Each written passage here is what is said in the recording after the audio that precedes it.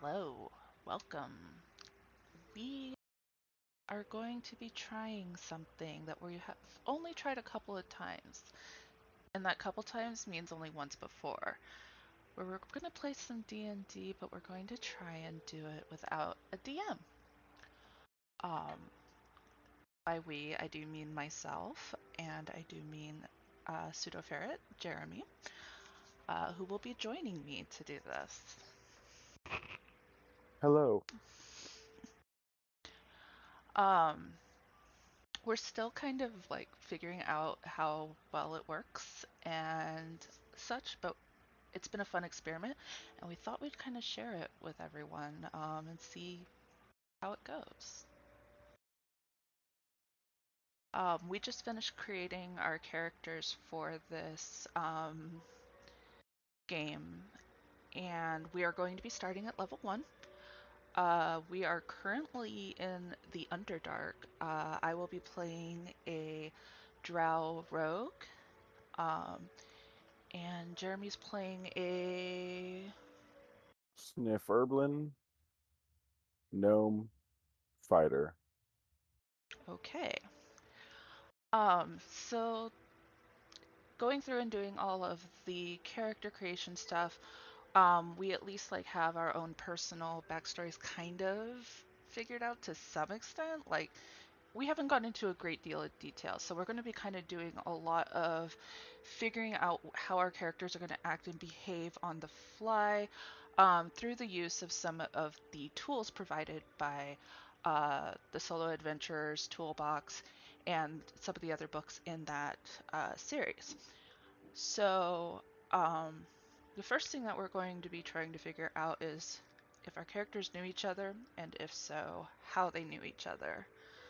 Um, as you can see going around on the screen, I basically have everything open so you can kind of see what's going on. I'll be taking notes that people, so that you can see kind of like how exactly we're making stuff and we can go back and kind of reference it. I will be like pasting in from a template, well, a template from our prior game just for um, some ease of use.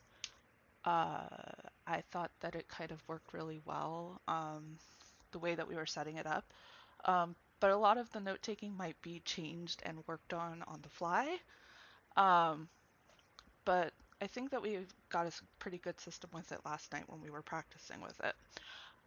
We also have Roll20 open so that you can kind of see what the battle map is going to look like if and when we get into combat. Um, there are specific rules with combat, which I'll kind of have Jeremy explain them when we reach that point, because the way that this handles combat is a bit different than how combat is normally held with a DM in 5e. Um, I also have the PDFs from the books open, where we'll be referencing like specific tables, and that way you guys can kind of see where exactly are we pulling these things from while we are running this little campaign. So I think, Also, if you know any other books, let us know. yeah, that's I would another, totally like more tables. yeah, definitely. That's another thing to point out. If you have any other RNG tables that you use, it would be really great for you to send us your resources. We are always looking for more. Um, We also have our contact information, where you can find each of us when we play D&D and where, um, and such. So if you want to support us, or if you're interested in watching us actually play 5e, go ahead and follow. For myself playing 5e, I play on Deva Palladian's stream. Jeremy streams his D&D games, where he's a player on his channel. So I Yep, think that's all every of the. Sunday at 3:30. Okay. My game is a little bit hectic in terms of scheduling. So if you either follow Deva's stream or you can follow myself on Twitter, I will usually do a little shout out when we're going to play our game. Our next game is scheduled, I believe, for July 1st. So I think it's this coming weekend, actually. Yeah, it should be this weekend. I'll double check that though. Don't quote me on it. Um, I think that's all. Are we ready? Yes. Okay. Um, so since we're gonna start out with doing some, I assume we're starting out mostly with notes, or are we going to be doing PDF stuff? Or I guess the first question: Uh, how do we know each it's other? mostly gonna be questions, yeah, just to kind of get what's going on. And I don't know, would it be how we know each other, or would it be where did we meet, or would it be more like is this the first time seeing each other? Probably would be probably the best question, right? Yeah. I guess so. First question should probably be more of a do we know each other? Yeah. Oh, I guess I can put our characters' names for that. Um,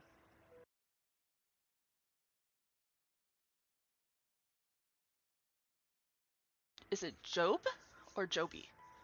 Job, Job. So like biblical.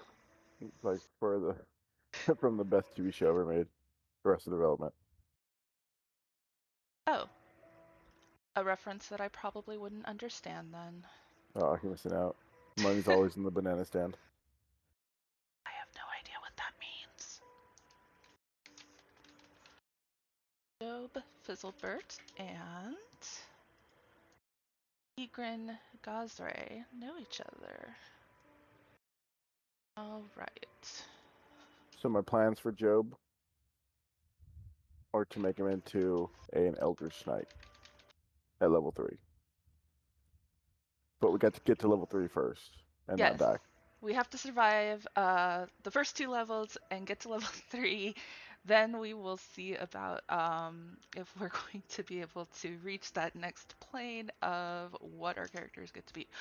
I believe that I am going to create a thief with goodness, with Tigran. Should we set some rules that we should follow throughout the rest of this? Yeah, we could. Like, um do we want to have, I know we talked about this yesterday, and encumbrance could be bad, could be good, could lead to different things.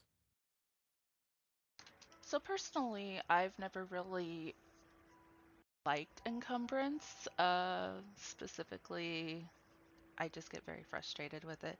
I think that it comes down to being too much min-maxy, but I know that it might be different in this case. Well, from what I was seeing the other day, Okay. we don't have a lot of uh, there's not a lot of like weird combat that goes down all the time. Mm-hmm. Uh, so I think maybe it's better to have it just because like it will bring us back to places maybe that we left treasure, or it might bring us back. Like what happens if we go back and then we ask the question, is there anything in there now? Like, did something repopulate? Blah blah blah, and it says yes, right? Mm-hmm. It'll give us more things to do in the world. That's my opinion. And it really comes down to like whether or not we want to again have that weight. But it does add us another layer to the game. I'm willing to use it. Um, I say like I let's said. try it. Okay, And if so it sucks, if it gets to the point that it sucks, like the time it's gonna suck is that when you go down to a vault and you have 500,000 gold dragons and you can't carry them all at once, right? oh hey, Hey, that's a very familiar scenario. I'm just saying, it's happened. It has happened Ten many a thousand pounds of time. gold. Yeah, no, I agree with you. That is a very good point. Um, okay, then we'll use encumbrance. Are Are there we any going to track food? tracking of ammo, food? Are those going to be I under don't. the same thing, or should they be different Yeah, things? probably, but I don't know if we need to track ammo. I don't think that ammo needs to be tracked. Again, I don't plan on using ammo, so that's really not going to make a difference to me. there might be occasions where I could see Tigran using a bow versus using stabby stabby implements. Okay, well, that could be something. I just know that on the character sheet, we can track down the little boxes. Like we can make new boxes. Yeah, it could be tracked in Roll20. That is true. So I'm thinking I can also track the food there too, but I just don't know. Like it could get to the point where we go on a wilderness encounter, right? And we say like we're letting the oracle decide whether or not we found something like a settlement or not. Right. And it's more than 12 days out, and we had 10 rations, and now we're starving, right? Yeah. I mean, that makes for Which some interesting storytelling in all reality. it can. Like I said, I'm willing to try it, and if I don't care for it, I will say, oh well. All A right. lot of DMs don't really track any of that stuff, but it's an option. Tracking of food slash rations. We will say yes on a trial basis. I think we said no for ammo, correct? Yeah, I don't think we're gonna use enough ammo to even care if it's tracked. Yeah. Okay. And what else could there be rule wise? Combat will be done on battle grid. Uh, Yeah. Grid and Roll20. Um, what is it for the mobs? Like they can't. Like, how does well, their damage work again? Or does that something that we're not that doesn't get it was included in in the other this? book, but we could do that. It uses its base damage roll on every damage hit, but Mobs, yeah. I think that we'll just let them hit Okay, we'll just let them attack as because I they mean normally would. we tried it last time. It didn't make a big difference unless we got ambushed by something bigger than what we could handle. But Hey, but we beat that ogre. we could have ran. We were level 2 and we beat the ogre. Come on, that's a huge accomplishment. He rolled a net one. We got lucky. Um, Not wrong. yeah, and then I think trying to think. Everything that we do is gonna be rolled on a table basically, so we don't know where it's gonna take us, what's Mm-hmm. gonna happen, if we're even gonna get rest, if we're gonna die of exhaustion. It's gonna be like the Oregon Trail. Like we could die of dysentery tomorrow. Hopefully that won't be the case. I will ask the question, did we die of dysentery today? And if it says yes, it's Damn, upsetting. that would be upsetting. Uh, let's see. We are running that. Should we make our decisions? Did you put personality traits, ideals, bonds, and flaws in? I did, yes. Should we make our decisions for whether it's likely or unlikely based off of those as a major factor? Major factor how? Like, let's say we ask it a question about, um, I don't know, a nation that is, no, let's say we ask a question about uh, somebody that we need to fight for. Because one of mine says, I fight for those who cannot fight for themselves, right? So we Okay. get to a town, and this person needs help because he's getting beat up by these people, right? Like maybe he's getting executed by a crowd of people, and do that. So would that be like something that I would be like, well, you know what? I'm very likely, no, positively going to make this happen. Like, is that how we would figure that out? Like, are our bonds and flaws going to affect all that? I like think that to that's the actually, max. yeah, I think that that actually is a really good mechanic. I think that that works really well, and I think it should have an effect on our rolls and such. I Okay. like that actually. Um, yeah, I will that in that are bonds and flaws, ideals, bonds, and flaws. So this is on modifiers, Oracle modifiers, correct? Yeah. Oracle, Uh, Oracle modifiers are affected by personality, ideals, bonds, and flaws. and hello, Zeno. How are you doing today? Do you know Zeno? Of course I know Zeno. Zeno's Kyle. Oh, That's my darling Kyle.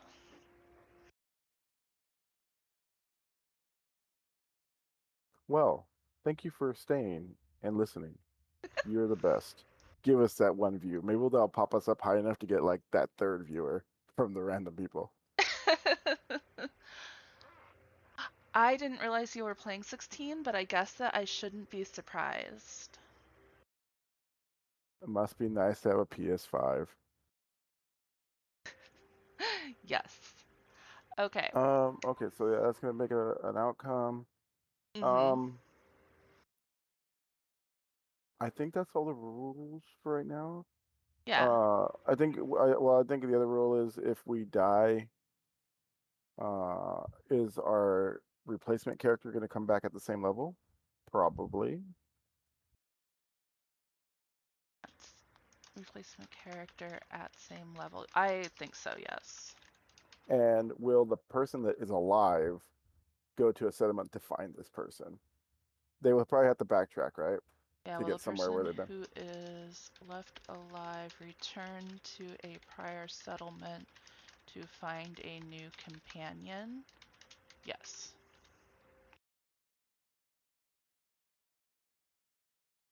Okay.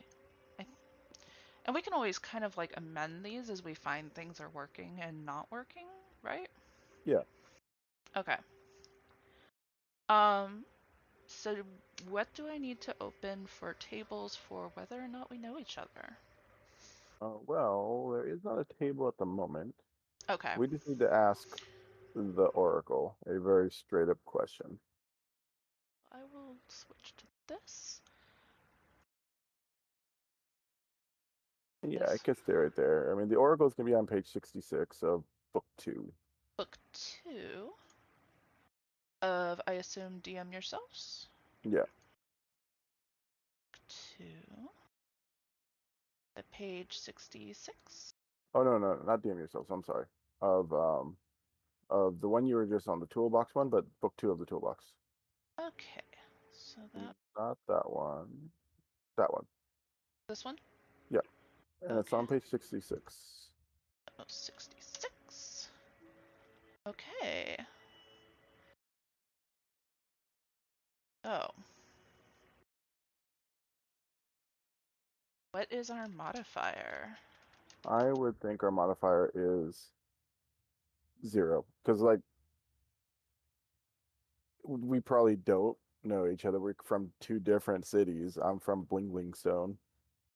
Yes, obviously. Okay.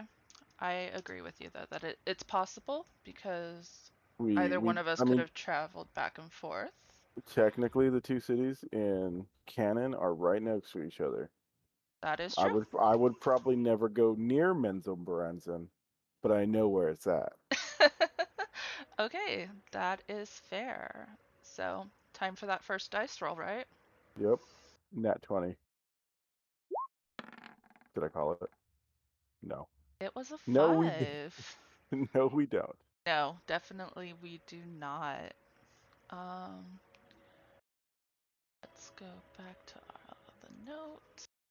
Roll was a So at least 5. that's just a no, right? 0 equals 5, which is no.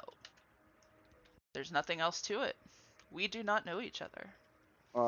Well, then can we ask it, did we meet or did we find each other on a road outside of our cities? So, okay, let's go with that being question A. I mean, because if it keeps telling us no, Did we then meet we're just gonna each have to. other on the road or on the road between Blingenstone and Menzoberranzan? I think I might have spelled that wrong, but You know what? When you get a word that has 20 letters in it and you spell it right, then you shouldn't be playing D&D. You should be saving lives and making cures for cancer and shit. I wish I was that cool. Okay, but 0 is possible. And we're gonna roll 1d20 again. How about I you think, do this roll? yeah, I think I'll roll this one because I think I'm gonna make this happen. Okay, you make it happen. Nope. What was the roll? A 3. Ooh, 3 plus 0 equals no. Just a straight up no again. Oh, that Okay. is, well, that's unfortunate, I guess. Okay, well then I guess my thing would be that my next question would be, I guess, since we didn't meet each other on the road, we didn't know each other to begin with. Did I have side work in Menzo Branson? So did Job have side work in Menzo Branson, where he might have seen you before? Okay, so we're gonna. And if that doesn't work, maybe you had side work in Bling Bling Stone, where Right. you. And then if those two don't work, then I don't know. I'm just gonna say we found each other on the road, right here. This first time seeing each other. That's like right now, that's what's happening. Yeah, as in right now. Yeah. Okay. I don't like that it's because it's very rude.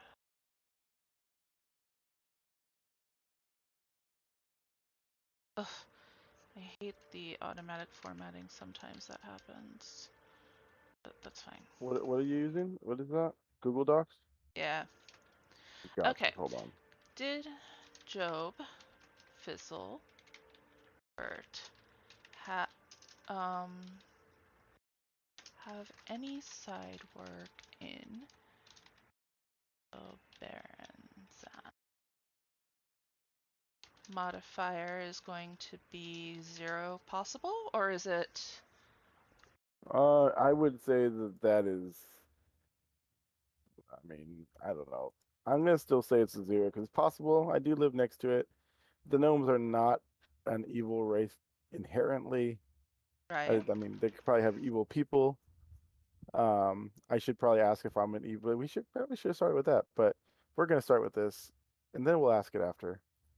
So I'll roll it one more time, and we'll see what happens. I think it's Okay. just gonna be a straight roll again. That's gonna be a yes. Okay, so you rolled a d20. And what was the That roll? a 17. 17 plus 0 equals 17, and 17 is just yes.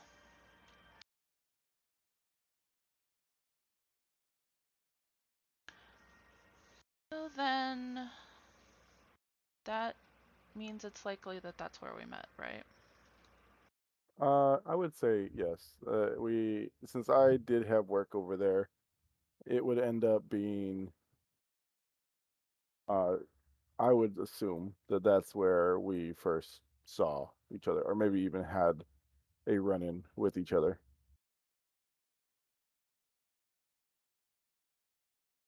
That makes sense. So I assume that's the end of this first set of questions Yeah. Unless you have anything else you need to ask it. Can you think then? of anything else that might be necessary to this, other than we met each other in Menzo Branson?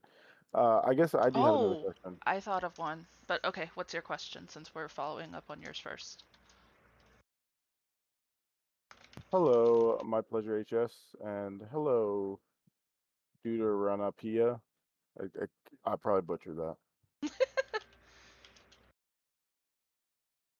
My follow-up question was, uh, is my work in Mensa Branson a on the shady side. I mean, if it has to do with Menzo Branson, you can say that it probably does. Yeah, I think yeah, but I mean, I just want to know. Maybe I'm just there, you know. I might still have a good conscience, or maybe I'm the shady poison dealer. I don't know. Well, how what is the modifier for this? Like based on what you Let know me about let your me character. let me look at my ideals and flaws, and I will let you know. Um,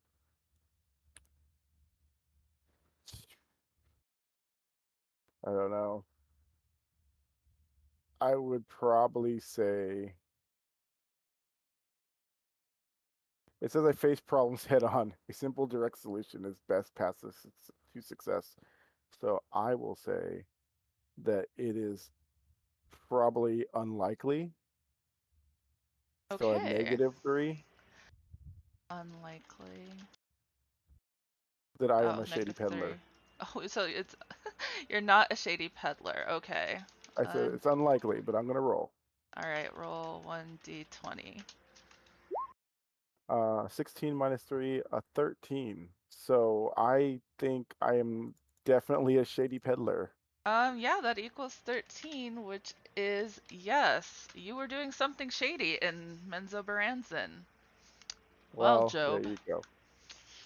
Damn, Job indeed. is a shifty gnome. Shocking, really. Um, was Egrin Gazray sent by someone to follow slash observe Job Fizzlebert? Modifier. I would Is this say is this how our adventuring party starts? You were just there to follow me around, and then you I were like, "Well, he's pretty cool. He's a fucking gnome. He's about 2 feet tall."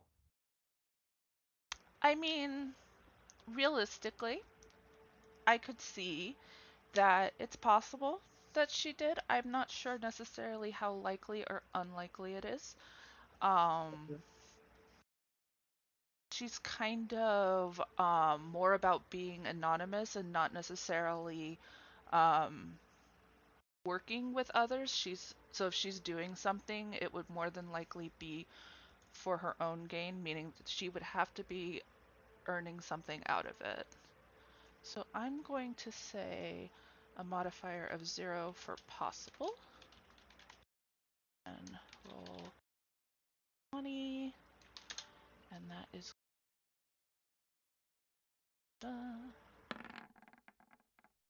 15. So Well, that is very possible then. plus 0 for the modifier, so that means yes. That Tigran was sent to follow and observe Job by someone else.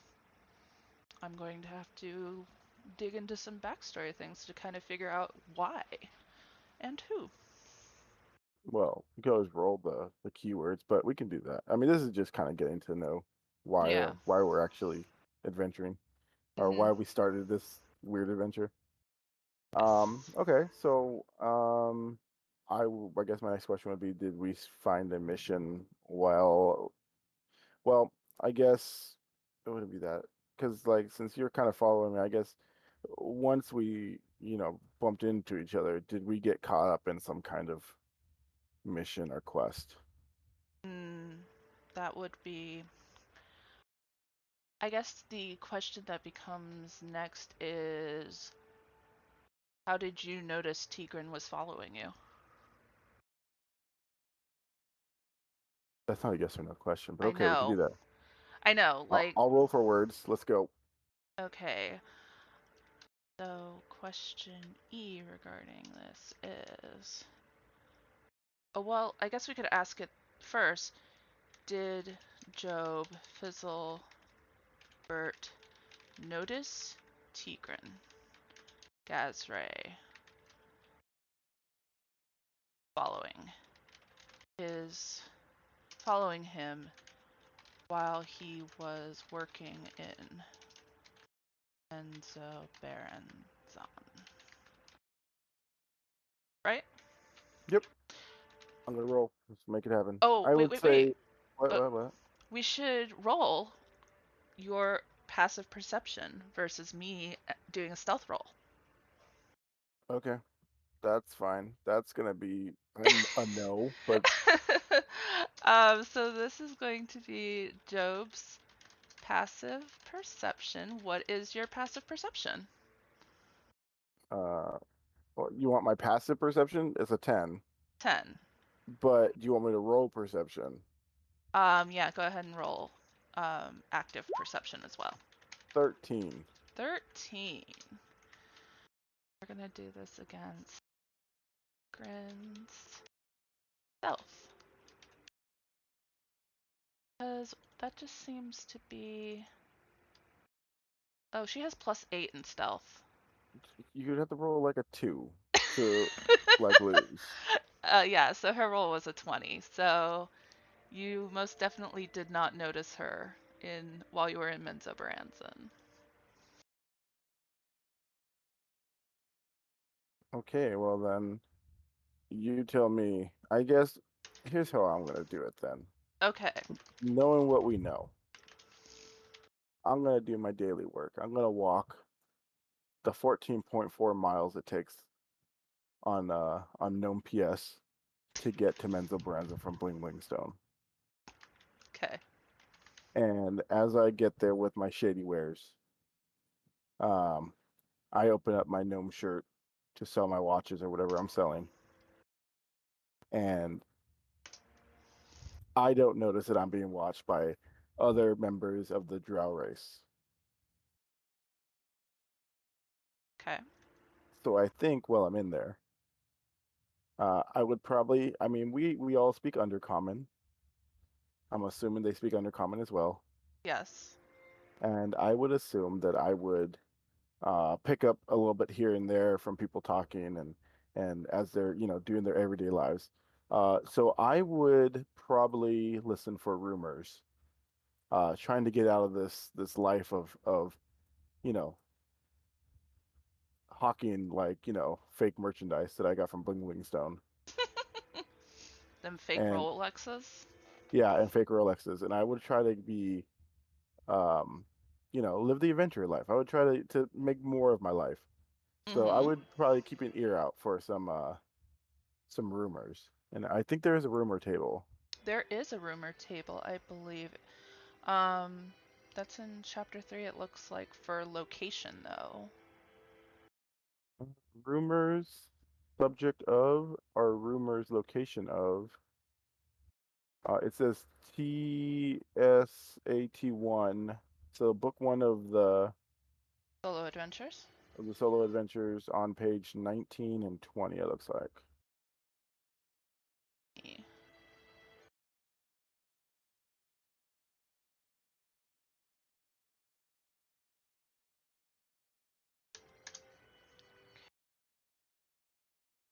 And it says where to hear this rumor from.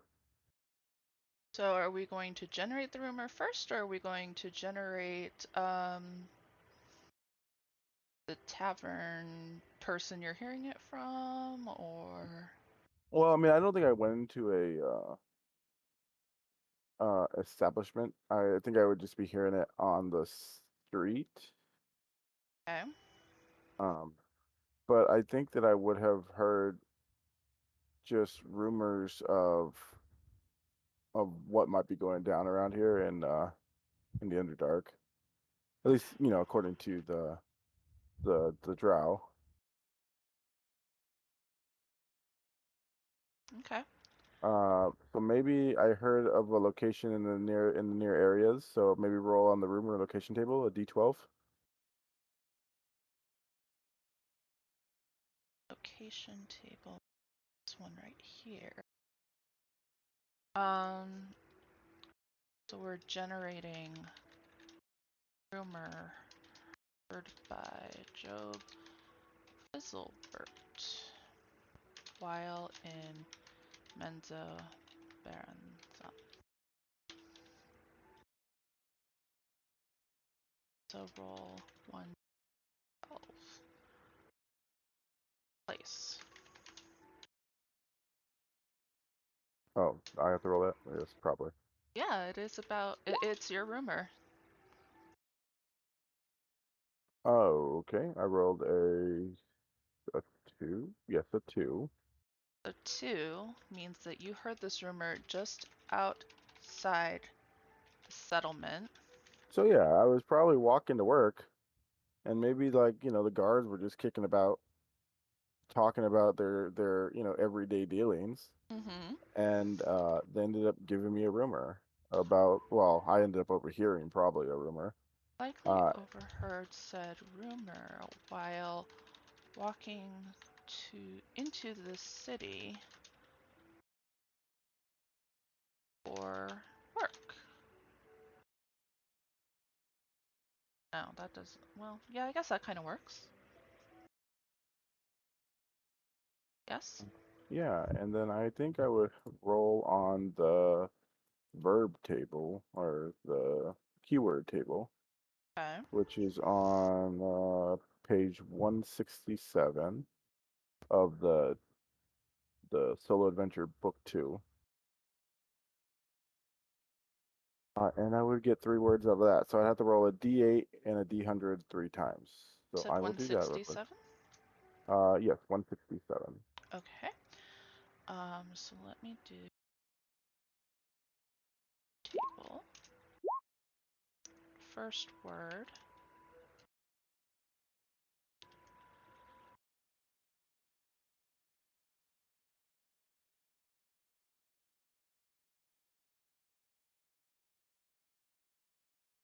Um, so my first word was beast. Well, what were the numbers? The numbers were a 7 and a 54. 7 and So a 54. 7 on a D8 and a 54 on a Yep, D100. and that equals beast. Okay.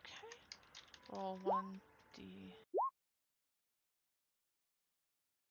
Second word. What were the numbers?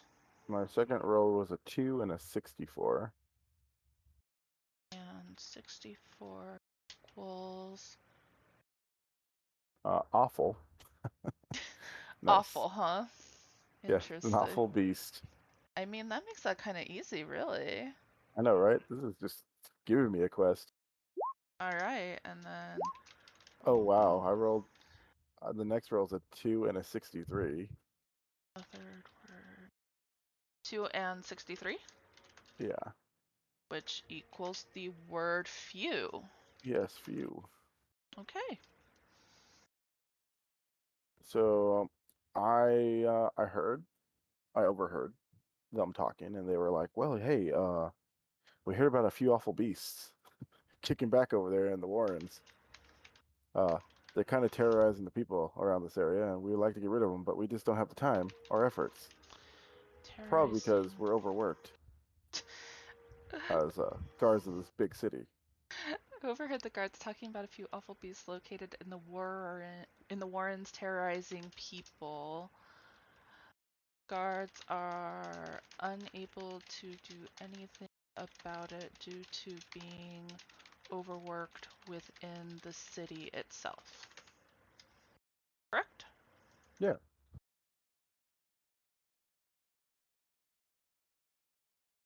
Now, I assume that after I decided to go and follow this lead, right? Since you were told to keep an eye on me, I'm pretty sure you would follow me, right? Yes.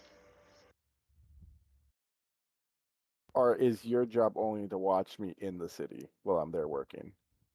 I guess that's a good question to ask the Oracle. That might be, yeah. Is Tigran Gaz Ray supposed to follow and observe Job Fizzlebert while he is outside the city Um, is a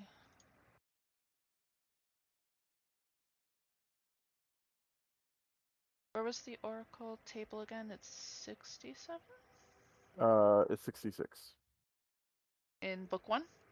in book two. Thank Book you. one is on like 107 or something, but I don't think we should use the Oracle from book one. Okay. It's slightly less cool. Slightly less cool. All Yeah, right. well, book two has like yes buts and yes ends, and book one does not. Got it. And I kind Okay. of like the yes ends and yes buts. I do too. I think it adds a lot for the storytelling. So Yeah. modifier. I'm going to say that it's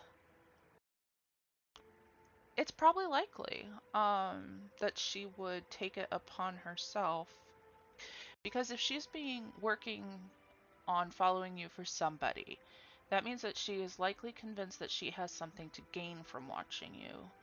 So if she thinks that she has something to gain from watching you, she's likely to go above and beyond on the assignment to watch you. So I think that she would be relatively likely to follow you around outside of the gates so long as you weren't going too far from the gates themselves. So I'm gonna say that's a +3. Um, so roll 1d20, and that is going to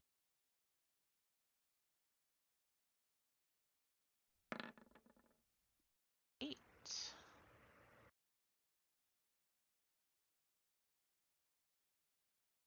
8 plus 3, which will equal 11, Which will be a yes, but but. equals 11. But you already had a stipulation of a but in there already, right? Like you said that yes, but I wouldn't go too far, blah blah blah blah blah But blah. she would not stray too far outside the city gates.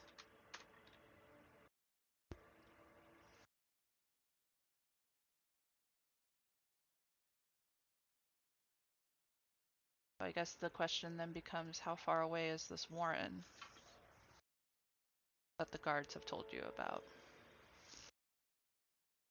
I think I would go up to the guards at that point and kind of say, "Hey, I was kind of listening in on your guys' conversation, and I am looking for more work than what I do here. And I know that I'm not your kind, but I'm willing to help you just the same, because we're all friends in the end, right? We live next to each other, technically."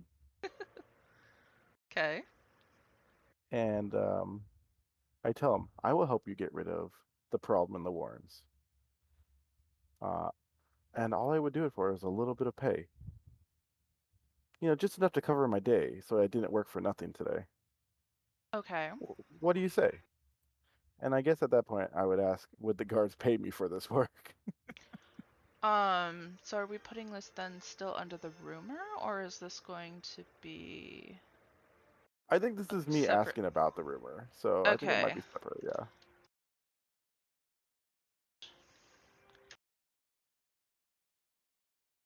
Are the guards willing to pay Job Fizzle for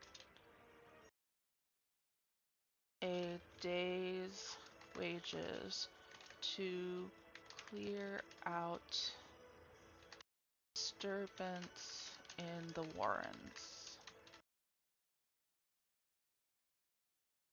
How likely is it, do you think, for these guards to do Well, I so? mean, if we're gonna go off the fact that from what I previously said, that they were just overworked and didn't want to take care of it, Mm-hmm. maybe, likely. But again, I mean, they work on a guard salary, so maybe unlikely. Okay, so we Maybe can. maybe we should just roll a d20, and then if it's a 1 through 10, it's likely, and if it's an 11 to 20, it's unlikely. Since I'm not really 100% sure. Okay, They could go so either way in my eyes. Like they may just wanted to get it done to make everybody safe. They may not care. There's a lot of they mights in there, you know? on a d20, and we're saying 1 to 10 is no, and then Yeah. 11 through 20 is yes. Yes. Alright, so roll 1d20 then. A 6. So yes. No. 1 Wait, is through that a 10 no? is no. Oh, that was a yes. Okay. Oh, well, was I wrong? I thought I I had don't put. know. I thought I said yes, but I could be wrong.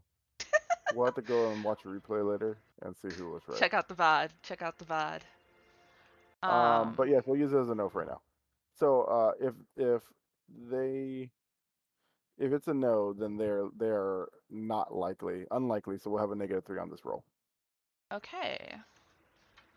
So unlikely. -3, which is unlikely.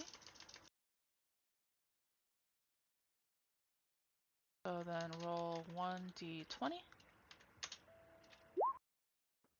6. 6 minus 3 Well, equals no, 3. it's a 9 -3, so a 6. Sorry, Oh, 9 -3. So trying yeah, to mess up. it's still a no. Or is it a no and maybe or no but? I don't know. Let's It see. is no. Just straight up no. Okay, well then, no problem then. Yeah, hearing no, Job is gonna be like, I'll be back. Okay. I will definitely show you that I am worth the price of admission.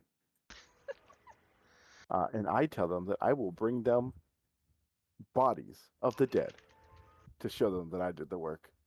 Okay, so after being told that he would not be paid by the guards for clearing out the warrens, Job becomes determined to show the guards that he is worth the payment My weight in gold, which is is 40 pounds. is his weight in gold by clearing them himself.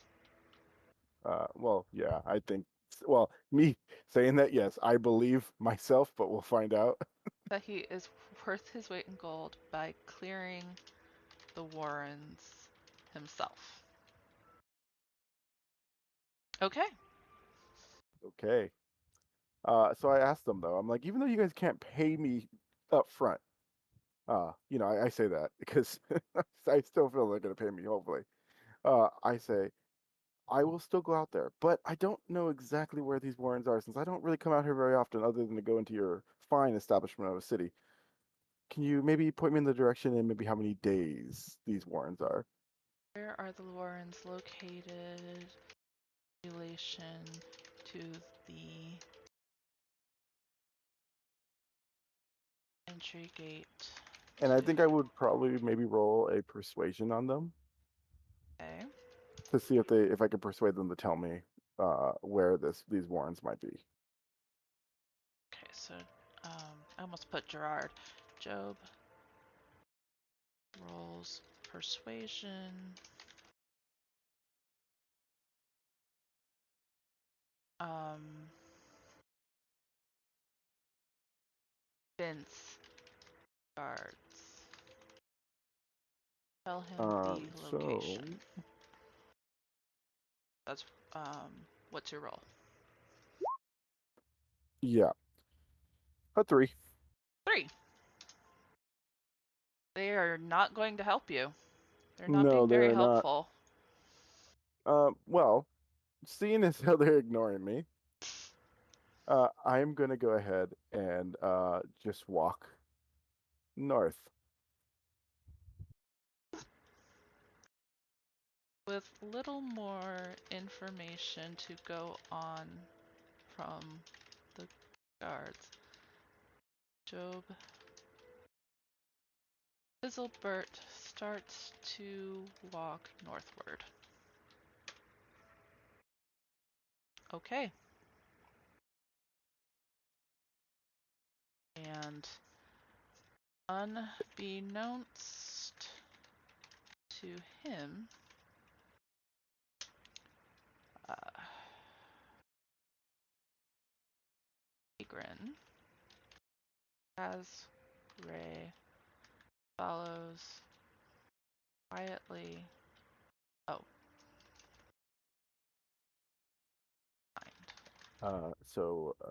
Job is like, he's thinking in his head, but this is his monologue. It can't be that far from the city. If people are complaining about it affecting people in the city, it has to be close. I can't be that far off. Maybe if I just travel this way for, a few hours and I see something, that we'll take care of and we'll just bring them back. What's the worst that can happen? Maybe I just bring back a random monster and they won't even know. Okay. Should we ask the Oracle if it's a good idea to just bring back a random monster? Because I'm still going to do it whether it's a yes or a no. I just want to see if the Oracle feels like I am in the right here. All right, you want to see. Is it a good idea for Job Fizzle Bert to return to the gates of Menzoberranzan with a Random creature, I guess. random beast slash creature corpse to show the guards? What's the Um, modifier? I was gonna say zero. Okay, I rolled a 10, which is wait, a hold on. maybe. 0, which is a, we said, possible. Rolled 1d20 and you rolled a 10, which plus 0, 10. Go back up here, which as you said is maybe. And we can either do a skill check or reroll. What are you going to do? I don't know what a skill check I would roll for that, so I think I'm just gonna re-roll, unless you have a good skill check for it. Um, Like maybe survival. No, that wouldn't work because I'm just trying to deceive, really. And there's really not a good. um, I mean, I could insight. roll insight. Okay, I can try insight. It's probably gonna Insight be a would fail. be because that would like give you an idea of whether or not they're going to be accepting or impressed by it. No. What was it? 5. 5, aka no. And just a sharp no. They are not going, it is not a good idea. So we know that they are going to have a very negative reaction if you do this. Yep, but I'm gonna do it anyways. Of course you are, because you are that type of person. So yeah, I am going to go ahead and travel down the road. Menza Berenzin is a fairly big city, meaning that as we're doing traveling and we might come across encounters. I believe the table for city size is Well, around there. now we're starting to go into open world travel. That is going to be dun dun dun.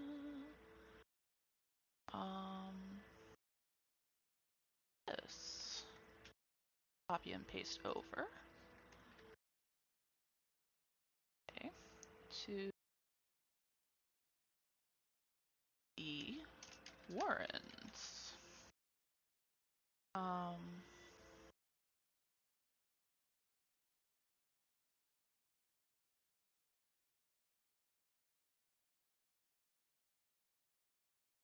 Formatting real quick.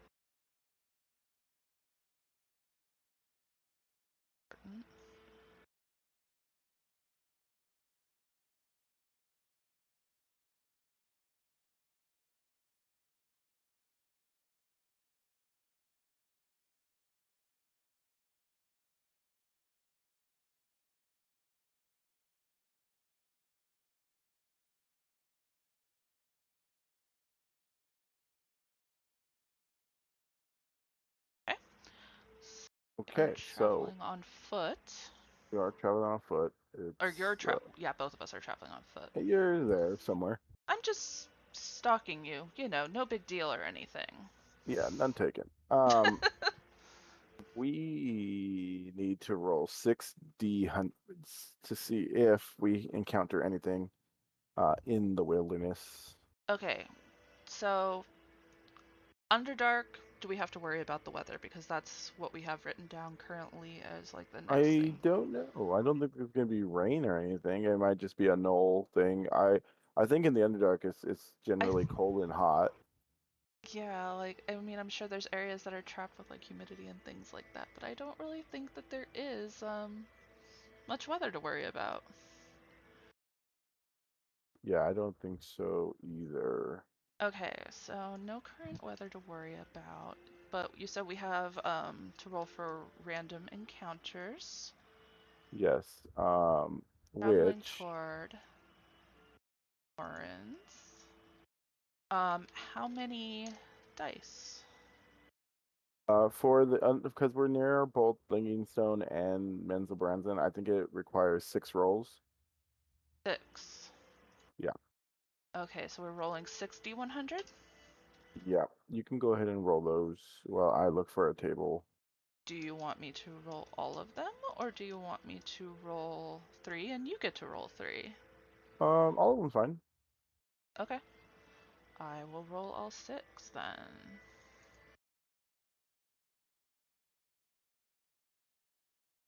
Roll.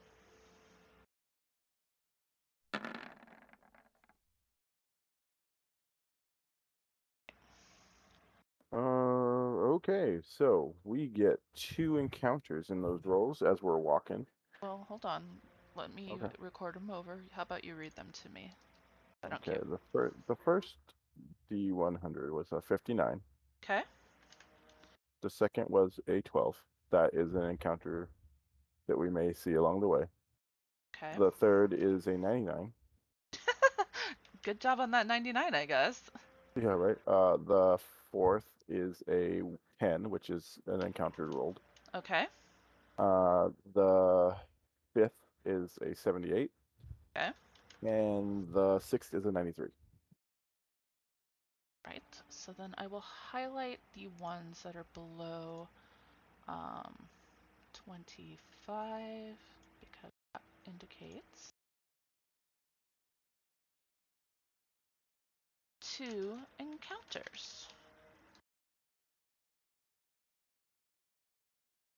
Um, so this one, these 2 encounters are going to require a D100 roll Okay, so per encounter, and this first one will be what we do first. okay, so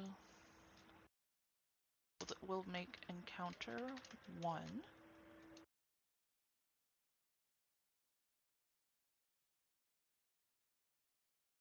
Okay, what are we rolling? D100. I'll roll that one. On D100. Okay, I rolled a 94. 94. A 94 is you come across it's on page 124 of Yep, book 2. I just scrolled there. You come across a large rock. The top half of the rock of this rock has been carved into the likeliness of a local renowned deity, but the carving is only half finished, and the bottom half is only half finished, and the bottom half of the rock is still in its natural state. It appears this work was abandoned halfway through. Coming closer, you notice that the carver's tools are still there, scattered on the ground amidst the rock chippings.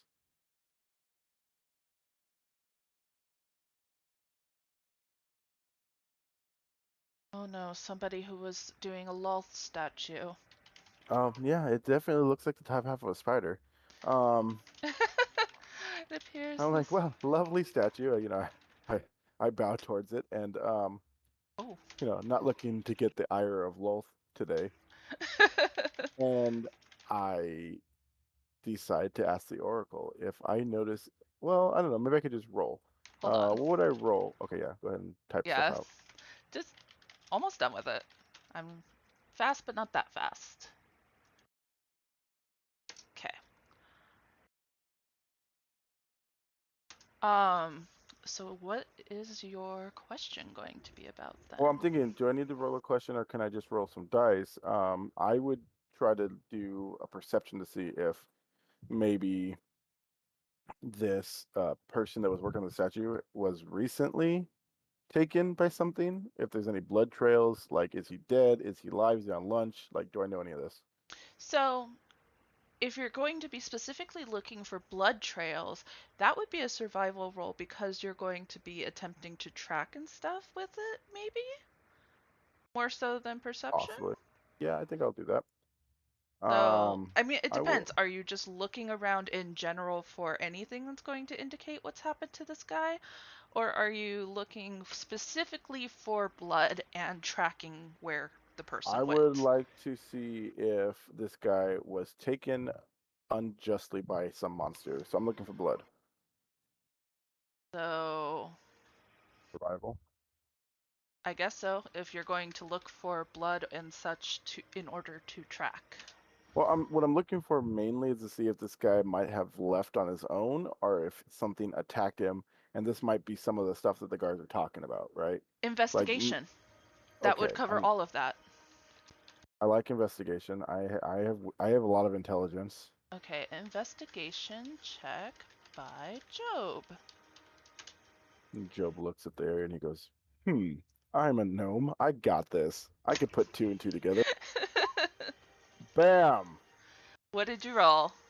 Double nat 20s. No way. Yes ways. OMG. Like, Job puts on his thinking cap like he's like, "Let's go." He starts like, fingerprinting.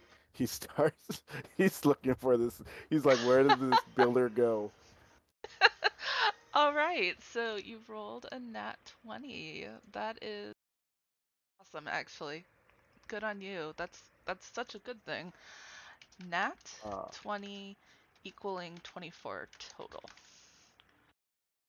All right. So, I guess now you get to actually ask the oracle. yeah, if monsters may have taken this guy, and I think I could do that with a pretty positive like a likely chance, right? Because like I did my research, I've checked my It would ground. seem so. So I'll take you're a +3 on that. so okay. I'm Um gonna I'm gonna ask the oracle. so plus Do 3 I think? modifier. Yeah, and I'm gonna ask oracle. Do I think there may still be some? Do I think that there was a monster that took this uh carver? You're asking, do you think there was or was there? Yeah, was there? Was the carver taken by a monster against his will?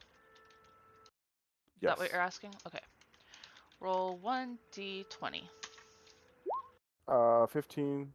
A 15 +3 plus is 3 a equals 18. 18, So that's a which yes. that's yes, period. Yep. Okay.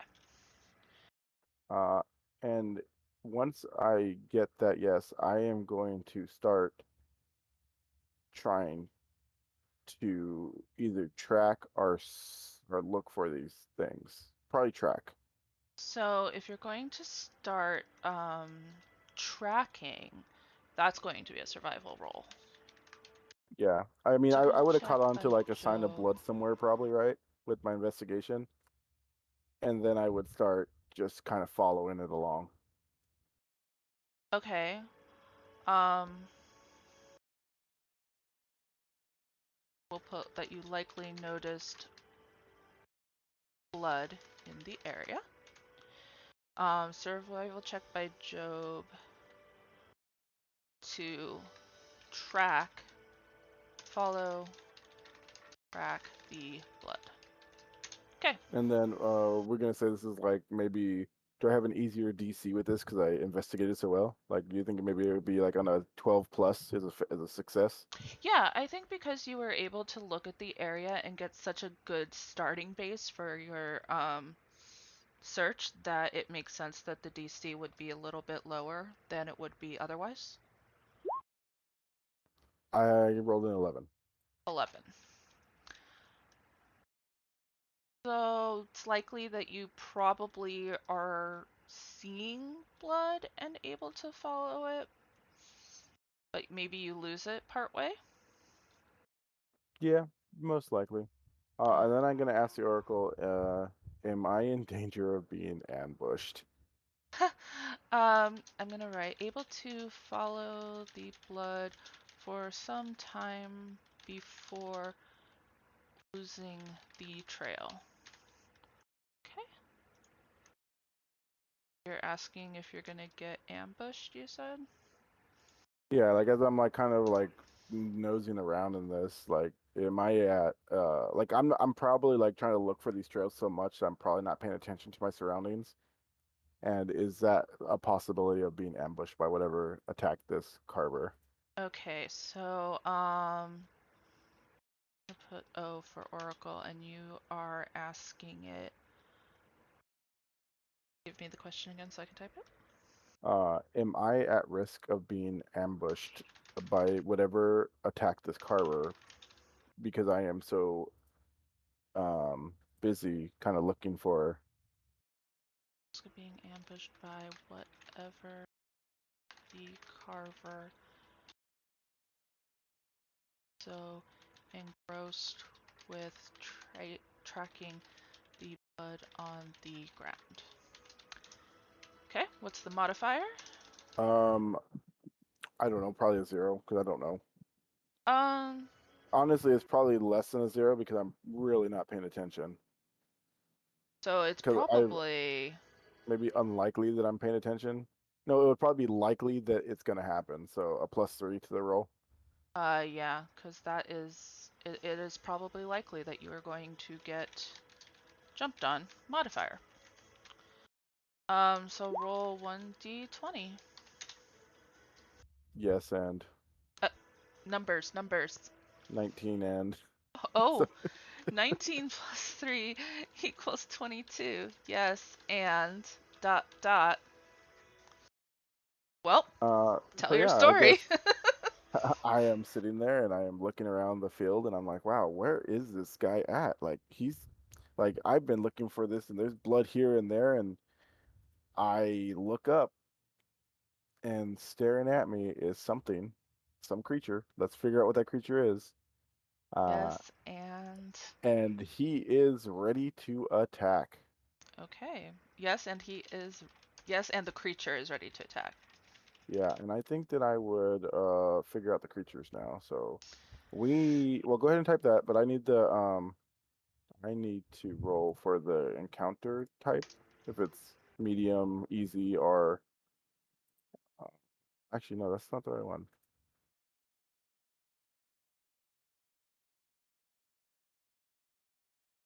Okay. Um. Monster, no, we called it what did we call it yesterday? Oh, monster intention is what it was. Yeah,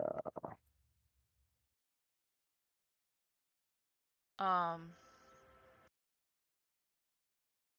Gonna get interesting though, because I'm gonna have to ask whether or not she's gonna get involved and help you. right. So let's go ahead and for the difficulty, I gotta roll a d6. Okay, so this is encounter difficulty. Roll 1d6. I rolled a 4, Okay. which is a hard encounter, Okay. Hard encounter. and it says a level 1 2 PC hard encounter is that of a level 1 level. I'm sorry, 1 PC level 2 hard encounter. So go ahead and type what you need to type. I'm just looking this up quick. That's okay. Level 1 hard. No, it's level 2. I put, yeah, that you rolled a 4 and that it's a hard encounter, and then I'll put down what this number and CR stuff is. Yep, I gotta roll another d6 to find that. So okay, a 6. That's not good. We dying. We dying. Okay. Uh, so it recommends 2 CR. Well, I'm sorry, 3 CR 1/8. Okay, you said it was that you rolled a 6? Yes, I rolled a 6 for the encounter. Okay, which recommends that 3. it's 318 CR. Oh, I'm Correct? sorry. No. It's 2. I read that wrong. 2 CR 1/8 and then 1 CR0. Okay. Uh, so I need to go and look those up for the Underdark.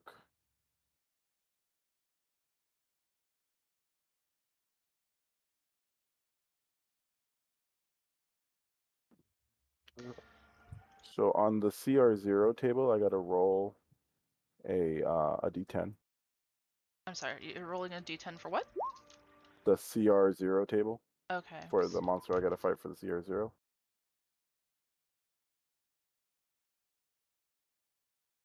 which is a. Wish these are on the same tab, but they're not. Underdark. I rolled a 2 for that, which is a crawling claw. Two. So fucking dead ass hand. Nice. Crawling claw. Okay. Cool. That sounds Um, friendly. and I gotta roll a D12 on the CR18 table. Okay. One So, moment. yep, I'm This. gonna go ahead and roll that too.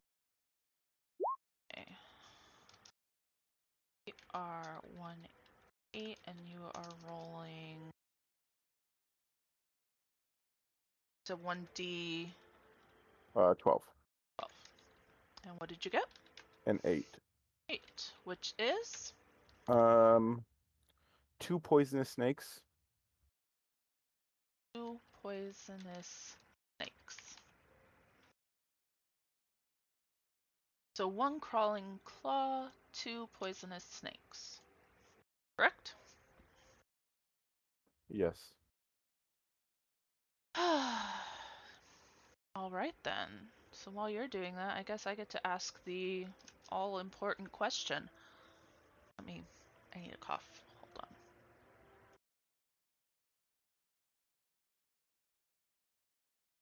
Okay, that's better. Um.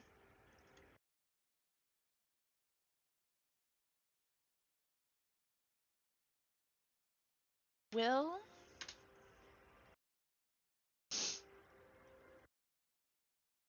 Tigran,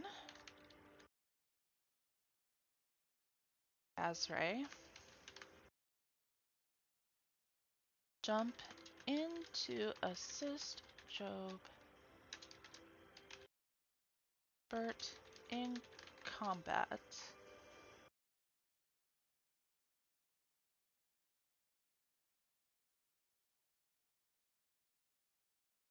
Okay.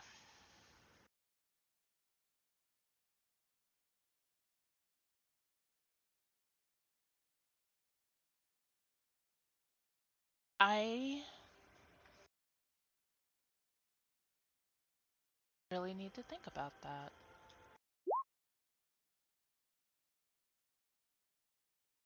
Because.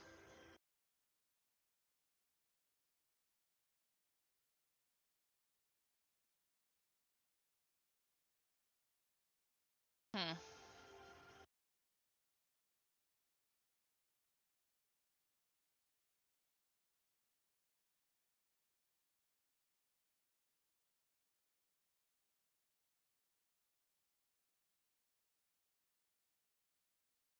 Okay, so while you're thinking about that, the way we do combat in this is generally the monsters are a specific number of things away from us.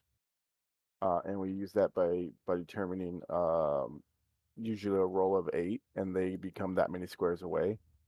Um, or if it's some further distance, it's like we roll a d10, and that's how many squares away.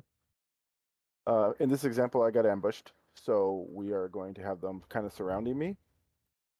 2 of them rolled a 1 square away from me, which let me move them closer. And one of them rolled a 7 squares away from me. So I got 2 on me. The crawling claw, poison snake, and then I have 1 other snake. And you're not helping me. You. Yeah. It's a no and, right? No, and I'm gonna watch him die. I mean, that's actually probably what's going to happen. No. And yeah, no, and I will watch him die. Hot damn, let's go. Sorry, there was a loud firework outside. Okay, nobody heard it. I mean, I didn't hear it. No, but I screeched, and that was what I was apologizing for. Oh, no, I didn't hear it. I didn't hear anything. Oh, that's good. No, and I don't like that though. But the dice say it's what's going to happen. I know. I mean, I'm not like I just don't know if she would legitimately watch him die. Well, I mean, maybe you'll jump in and save me. We'll see. You can ask that after I die. Uh, no, and I will take delight in observing his foolishness. That seems much nicer. Just remember, fellow watchers, this is the ballad of Job Fizzlebert It if he kind dies. of is right now. Like, this is very much turning out to be all about you, which is not a bad thing. Um, Here do I you? go. I'm gonna roll for stuffs. Yeah, I have switched it over to the thing.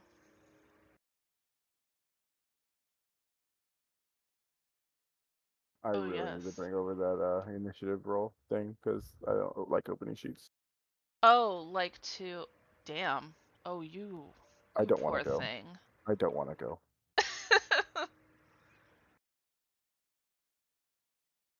Like, there's no way any of these can roll lower than me.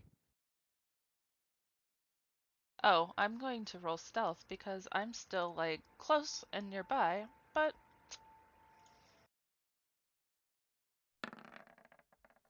Okay, so up first is the crawling claw, which is right on me at this point because I obviously can't tell when things are going to kill me. And it's going to go ahead and roll for its melee damage. A 9, which does not hit me. Sweet sauce. This snake, which is right up on me, is going to go ahead and roll his bite. 23, that does hit me. Not sweet sauce. Oh, okay. At least, oh no, that's still bad. um, that's one piercing plus 12 poison. That's No, thir- no, no, no. It's because the crit was on the one end. It's Oh, actually 6 plus 1. oh, okay, so it's one piercing and 6 poison. So got it. Still not good. But I can still save if I do a con save. So I'm gonna try a con save and take much less damage, hopefully. Hopefully. Yeah. So that was a hope, but I am also poisoned. I think. No, I'm not poisoned. I just take full poison damage. So I take 7 damage. You're not poisoned? I am not poisoned. I just take poison damage, but I Oh, take the full amount because I I yeah. misread. I see. So yeah, that sucks. Second snake is gonna move his speed towards me, which is a 30. So boom. Question. Yes. Do you think that you could turn on the mob's health bars so that they can be seen? I mean, I know it Mm, doesn't really. I would have to go through each mob to do that, but I can, yeah. Well, like in the future. Yeah. I just think it would be nice for viewers. I think Job's going down right now. Oh, maybe not. If I can save. If I don't save, Job's hitting the floor. Turn 1. Yep. Job taking 6 damage. Oh my goodness. He is unconscious. Yeah, he is. And him, and then it is my turn next. I got to roll a death save. Oh, okay. One death save. All right. Does Tigrin jump in to assist Job should he actually fall unconscious in combat? This one, I think she's actually more likely to help you if you actually fall unconscious.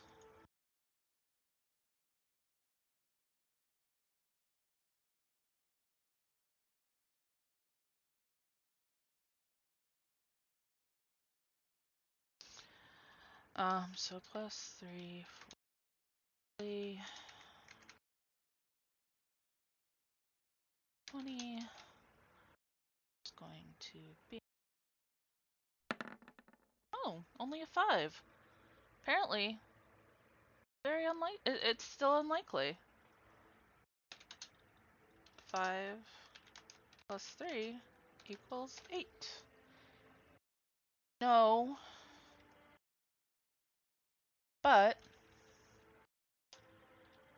she will feel immensely guilty for not helping him. God, that's terrible. I don't like that. You want to play an evil character? This is what you get. I know, it is. Yeah, she's still not helping. Um, I guess go ahead and ask the Oracle. Are the creatures going to continue attacking me on the floor? That is a good question, Because actually. if they are, I'm gonna die. He won't be able to save. Yeah, I know. Okay. Unless they don't hit his AC, which is gonna be kind of funny. Yeah, it would be.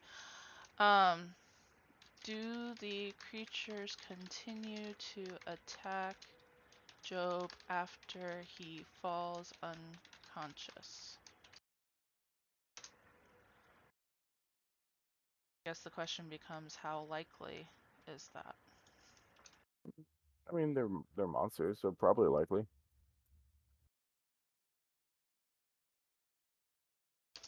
Okay. Plus 3, 40. Roll 1d20.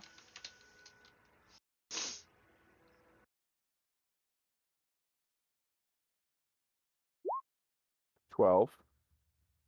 So 12 plus 3 equals 15. Which is yes. Yep, they're gonna keep attacking. Okay. Hand comes up, and the hand's like, ha ha ha, fresh meat. And he rolls with advantage on me. Uh, kidding. Doesn't matter my what's called. So I take a death save. Hmm. Wait, oh yeah, he gets advantage because of flanking. No, he gets advantage because he is what do you call it? I am prone. Oh, On the floor, prone. right, okay, that makes sense. Next, snake is next. He's gonna make a snake attack. Snick makes snick attack. Oh my god, he misses. He does miss. That's so good. And then second snake is gonna make an attack. Although he does hit. Mm-hmm. Doesn't matter on that. Causing as long as it wasn't a crit. It was Uh not. no. And so Job is going to roll another death save.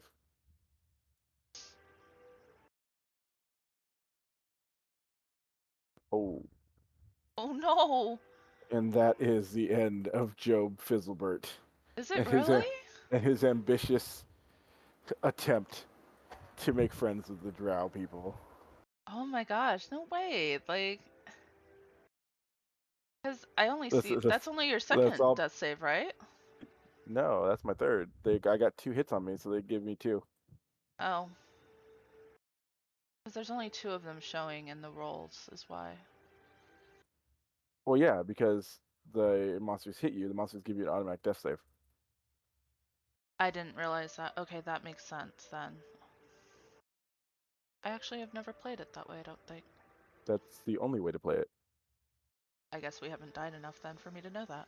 I know, you guys say I'm such a mean DM.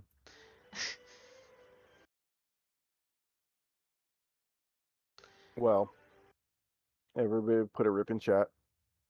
Big R.I.P. Big F for Job, the fallen soldier. Yep, poor Job. Well then, that is unfortunate how that turned out for you. I'm sorry.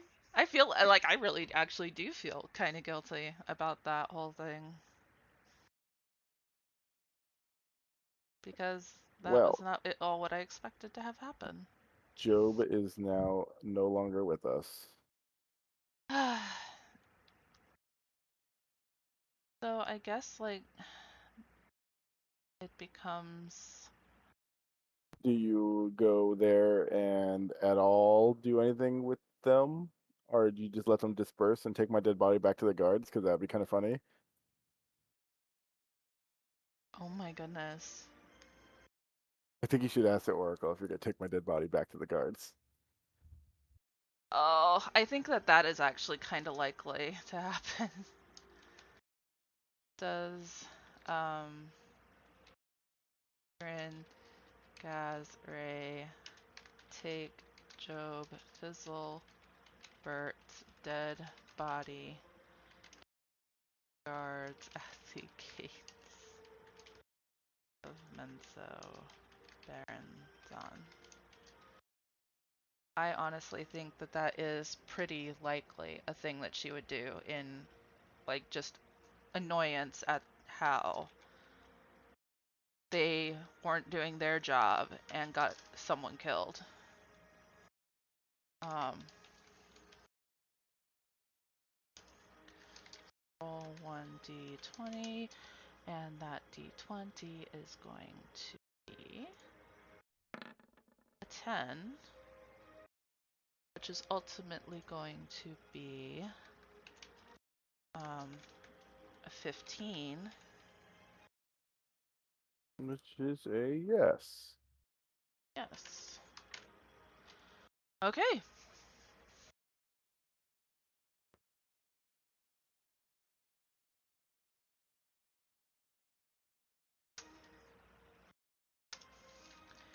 Tigran gathers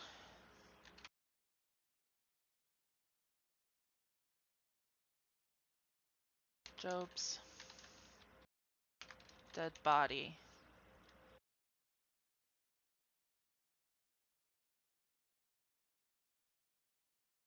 Oh wait, no, Tigran. Um, what's the word that I'm thinking of for creating something that she could drag you on? Sled? Not a well, no, not a sled. Um,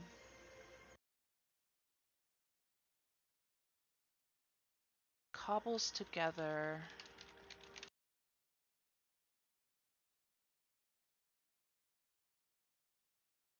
Well, you do that. I am going to create second characters. Okay, she cobbles together a it's not like a sled, but a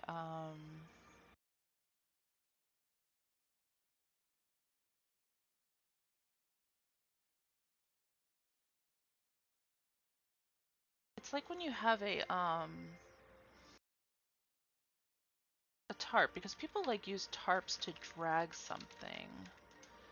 I'm trying to think of like what the spider.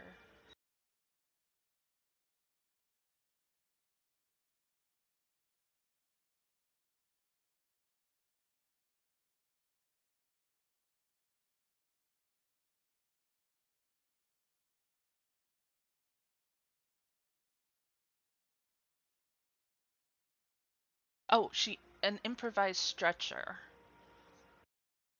Okay.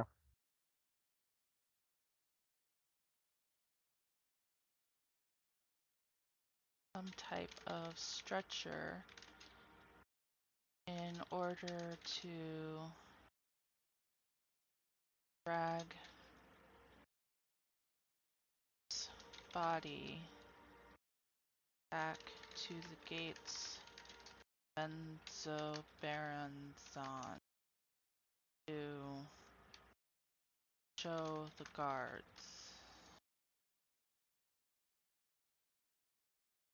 Um,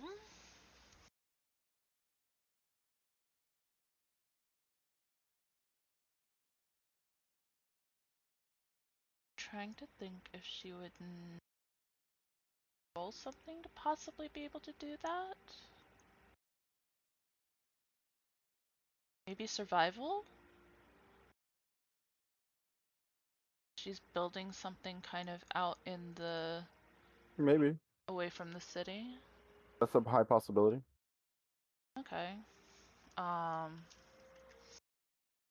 survival.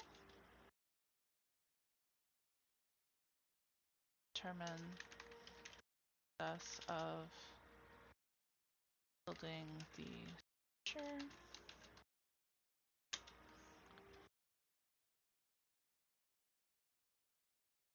Survival. It's a +1. It's okay. 5. Apparently I was wrong.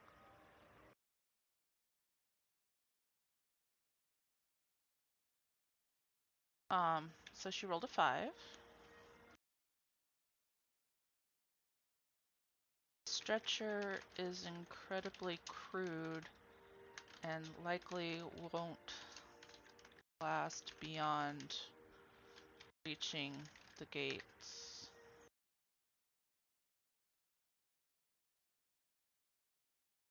Body may also be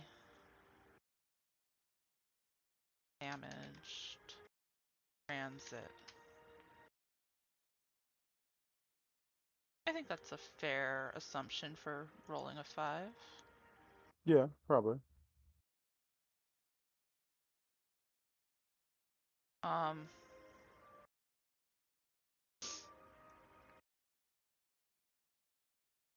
okay. And you still have a 9, but you got a 17! Yeah. They're decent stats.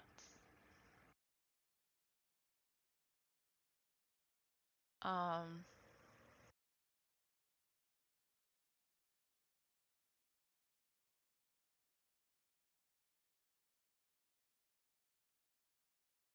okay, so then I'm gonna was Job's body further damaged. Trek back to city gates. We said that it was likely to happen due to the crudeness of the stretcher. Likely, and then roll 1d.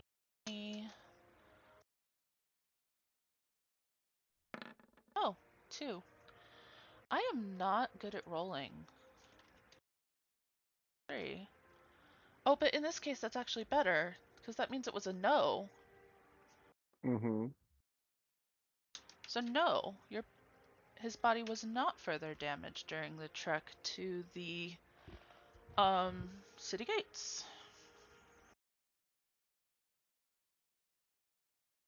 Nice. Oh, do I have to go through that second encounter or no?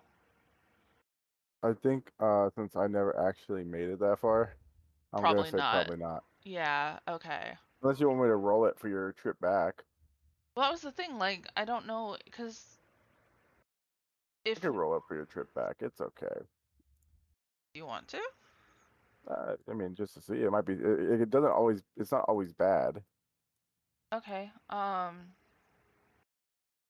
then that goes in between arriving back at the city. Is chapter 2. 2.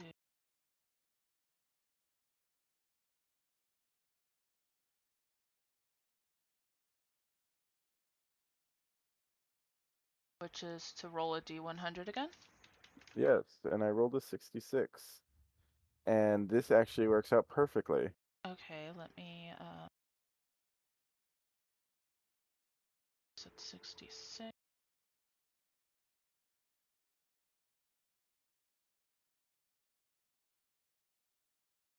Oh, I didn't put down what the first one's number was on the Uh, D100. I think it was 64. Maybe, probably not though. I don't think it was that. 94 maybe?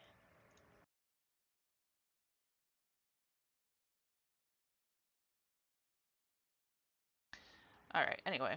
It was a 66. We'll look it up and I'll write it down later. A 66 is. Are you ready for this? Because the dice, they tell a tale and they know. Okay. You meet an adventurer on their way to explore a famed local ruin. Are on their way to Explore a explore famed local ruins. named local ruins. If you wish to pursue this thread, you must take this NPC with you as they are the one who is on this quest. You are accompanying them. On the quest are accompanying them. So you said you meet an adventurer on their way to explore a famed local ruins. If you wish to pursue this thread, you must take this NPC with you as they are on the quest.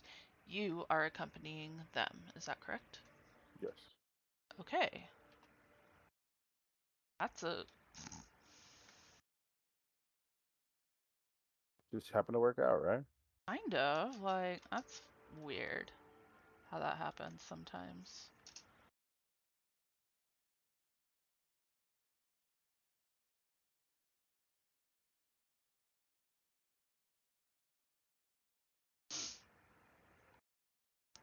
Well, then I get to put the follow-up question. Who is this adventurer? Give me a second and you'll know that. I I still have know. to finish making the things. I know you do. I'm not worried. Just me putting stuff on the notes and things.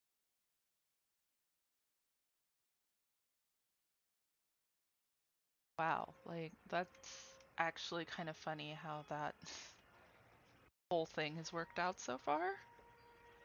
I know, right? And did we find an unmarked settlement along the way is no longer going to matter. So we're not heading out any further. That can be.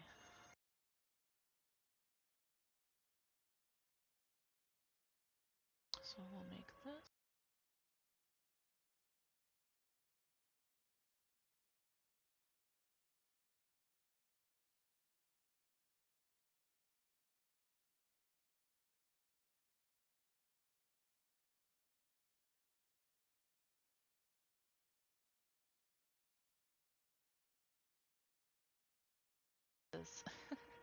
I really can't believe like how this whole thing has played out. I can't. It mind-boggling. Absolutely mind-boggling.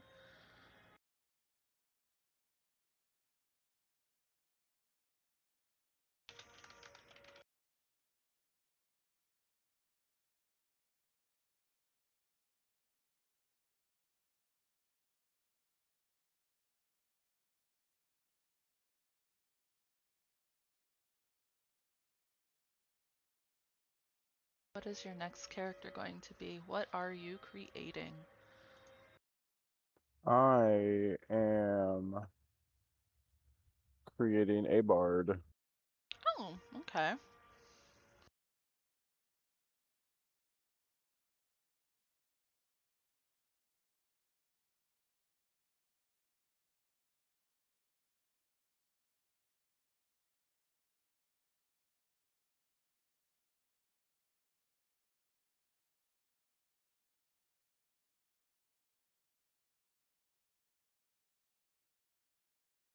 So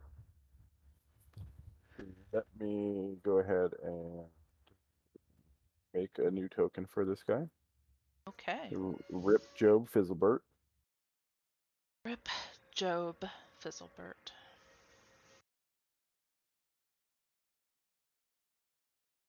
Dice were very mean. And welcome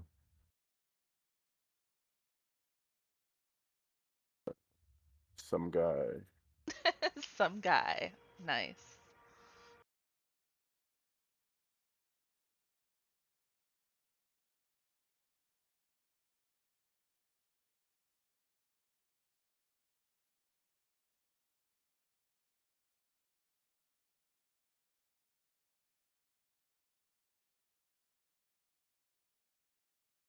Sorry for taking so long. Sorry. You're good.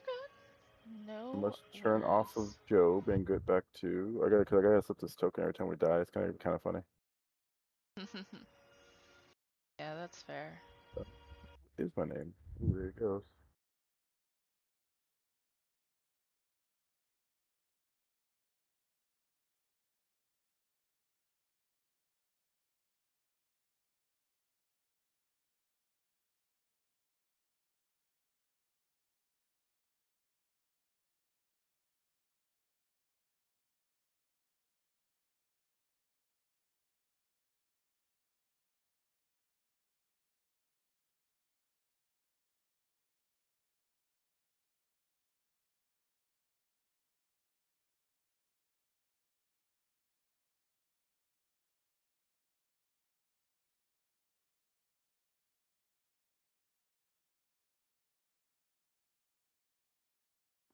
Yes. As I get there, well, as I'm walking past you, I introduce myself as Ivu Udas, Bard Extraordinaire.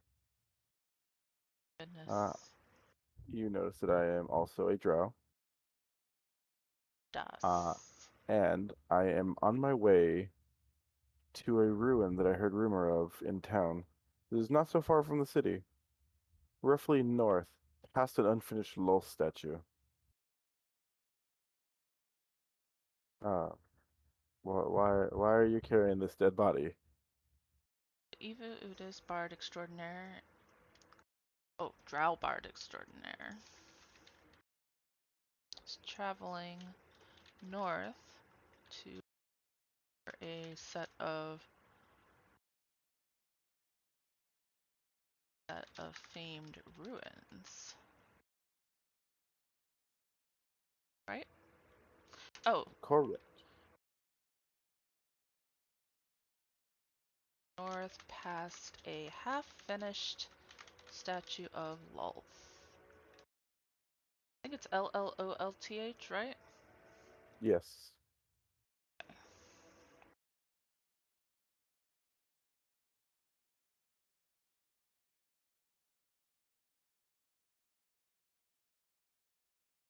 You're asking why I'm carrying this body back? Yes. Well, I don't ask that until I actually see it. But I wasn't really paying attention because I don't look down at the floor because I'm very pompous like that. I just Mm. happened to look down for I don't know. It could be a myriad of reasons, but I did, and this is what I saw. Evu looks at the ground and notices the body of Job being dragged behind Tigran. And I say, I notice you're walking back towards the city, and I am not gonna lie. I can do a lot on my own, but I might need help. Would you mind accompanying me to this ruin? And maybe, if you say yes, I will walk with you and help carry the body. I mean, assuming this wasn't a body that was made by you, of course. I mean, it doesn't look like it has slashing wounds. It looks more like it has puncture wounds. This man was poisoned. And Tigran kind of looks at Evu and cocks her head. Puncture wounds, yes. There are puncture wounds, and there is poison involved, which are most definitely tools of my trade. However, in this case, he's not one of mine. He's gonna look at the the bite, like the little small stabs, like the bite marks, and he's gonna be like, I mean, yes, I agree. Maybe you are proficient in poisons and stabby stabs, but this man looks like he was either attacked by a pixie or a snake. He was foolish enough to get huffy with the guards outside the city gate who were complaining about needing to clear out monsters in the warrens, but they were too lazy to do it themselves. Their laziness and this man's, well, this gnome's bravado got him killed. And as such, I am now dragging him back to the guards, and they can figure out what to do with him, as they are responsible for his death. Well,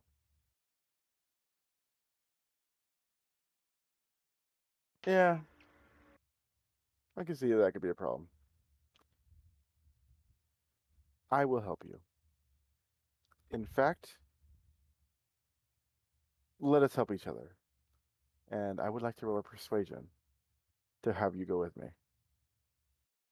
Um, I think now that Tigran has seen more of like the dangers lurking outside the city, I think that she would be more willing to go and assist a fellow drow versus like the Neblin. Like I think that she's going to be more cautious with her own people and more willing to assist if that Okay. changes anything. Oh, I mean, I'm still gonna try to persuade, unless you say Hmm. I can persuade with advantage on that. I don't know. Yeah, I think that you can persuade with advantage because since she's more than likely already said in her mind that she would go since she's now seen the dangers, it just kind of makes more sense. An 18. Okay, let me write down the notes from our conversation that she explained to Evu that the Snurf Neblin.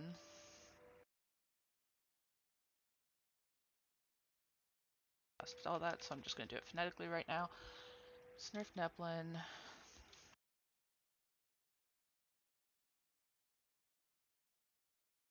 overheard the gate guards discussing the need to clear out a warren of dangerous creatures and took it upon himself to do so when guards said that they lacked the time to do it themselves.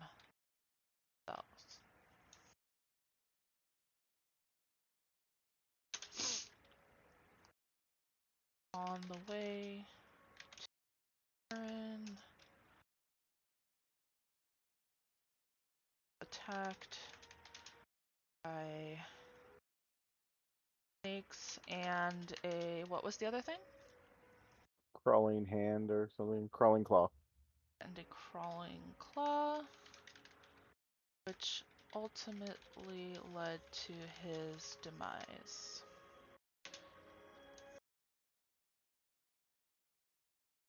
Egrin,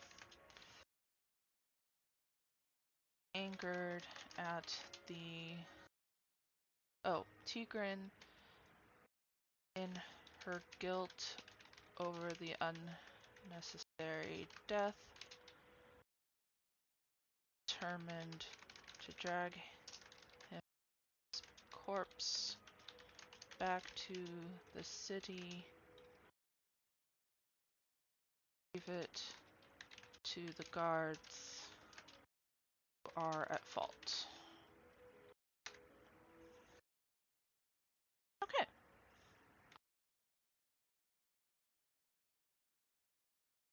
what that is.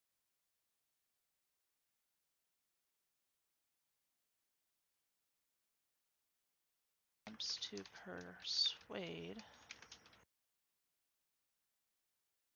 company to ruins. Plans to explore. Rolled persuasion. And you got a 17? 18. Oh, 18.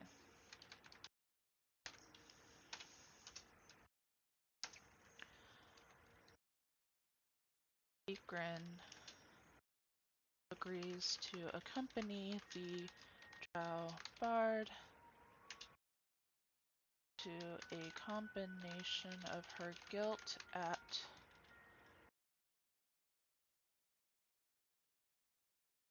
death of the gnome and a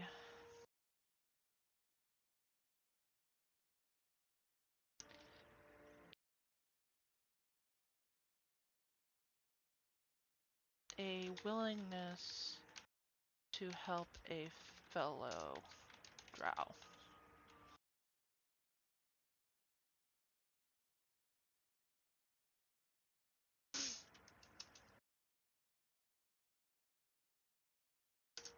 Okay, that is what that says. Okay.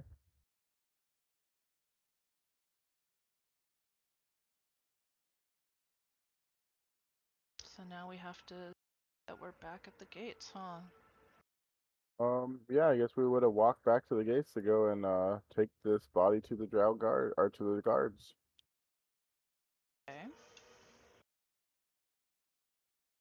At the gates of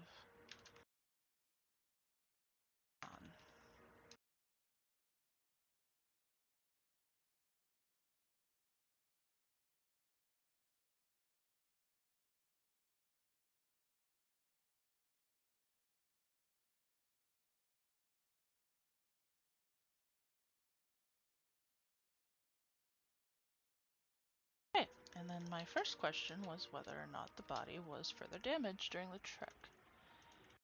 Even though we said it was likely, the answer was no.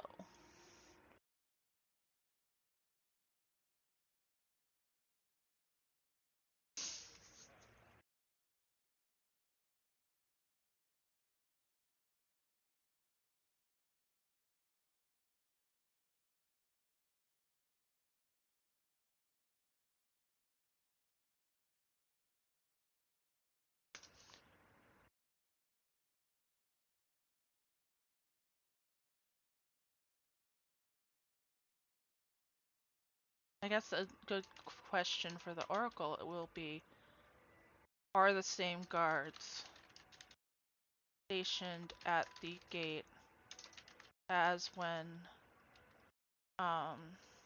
Job first left, or originally left? Fizzlebert originally left.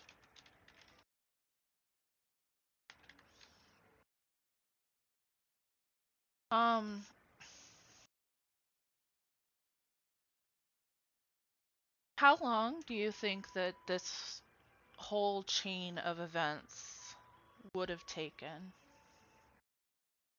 Um, Maybe like 3 hours. So then it's pretty likely then that it would be the same guards? I would say so.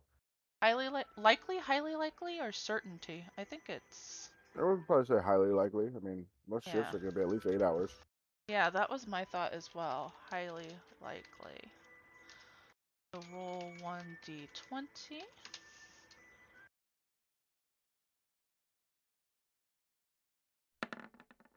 17.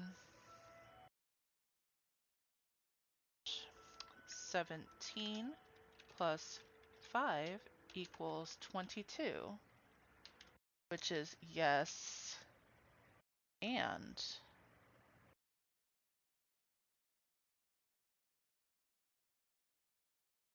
Yes, and they noticed the dead body of the gnome they sent out. Well, they didn't send out. The gnome that talked to them that was sent out to his death. And they immediately notice the dead body of Gilbizzlebert being dragged behind Tigran Gazray.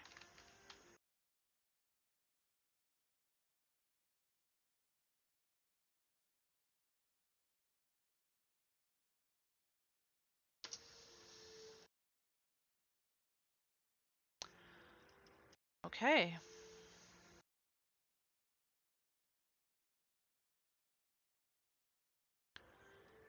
Um,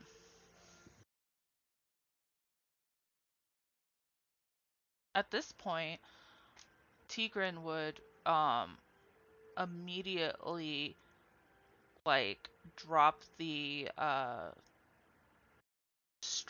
cobbled together stretcher, like, and let the corpse fall with a noticeable thud.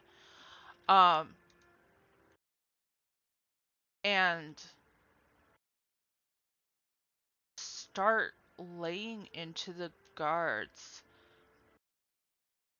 And she would probably start off by saying, "Care to explain this?"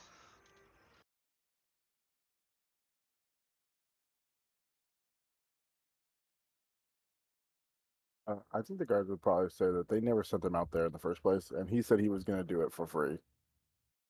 Yeah, so Tigran approaches guards. Oh, um, drops the cobbled together stretcher, allowing the body to fall with a notable thud as she approaches the guards.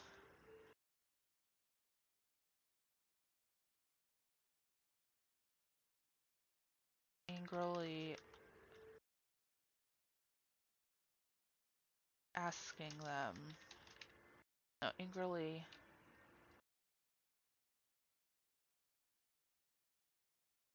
demanding they explain themselves.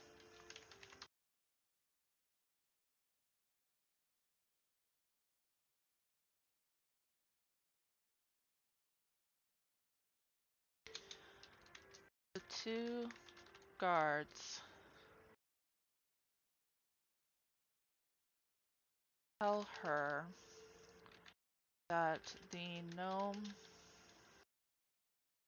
that they didn't send the gnome out, that they didn't send the gnome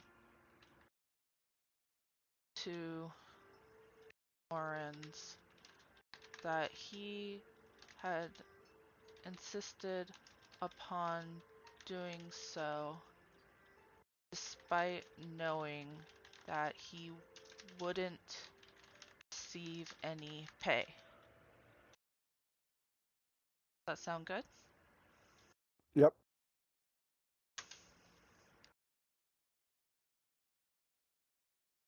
Egrin would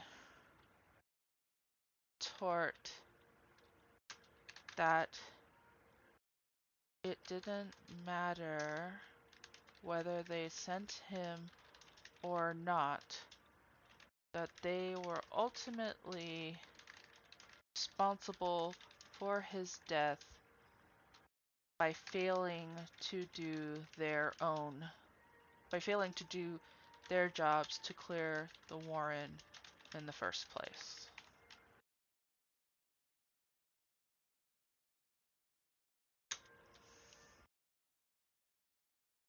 She follows up with a threat that they will take care of the body and the warren, or she will have them reported for dereliction of duty. to the priestesses.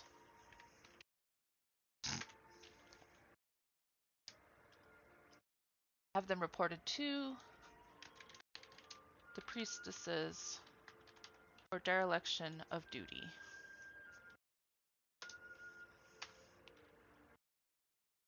Yep.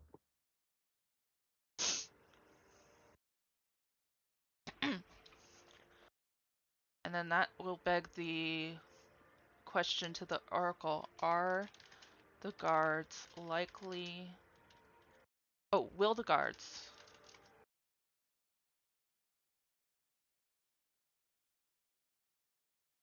do as Tigran Gazray demands? As we know in Menzoberranzan, nobody wants to get involved with the priestesses, so I believe that they are going to pretty much do anything they can in order to avoid that, right? Maybe. Ooh, only a maybe. Do give me some reasons. Give me some logic here. I mean, they may not care. They might be in line with their people. I don't know. There's a lot of if ends. I would say if they're working as guards of the city, then possibly yes, they would care. Only possible, not likely? Probably likely. I would probably say highly likely. Yeah. I can agree with that because, like I said, really, no one wants to get involved with the, um, well, okay. I know a way that we could also kind of determine that. Um, I'm going to have Tigran roll an intimidation check. Okay. And I think, do you think that because she has the corpse that she would have advantage? Because it's right there in front of them? Maybe, yeah. Okay. Oh, she's actually proficient in that. That's cool. Okay, so, roll an intimidation check with advantage.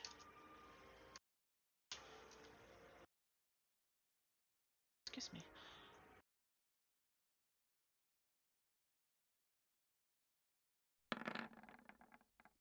23. Um, Looks like that worked.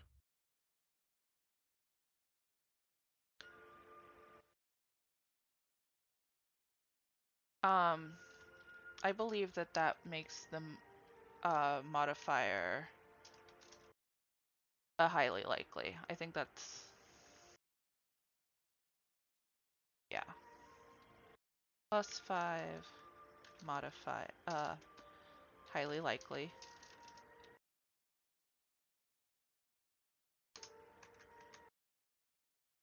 1d20.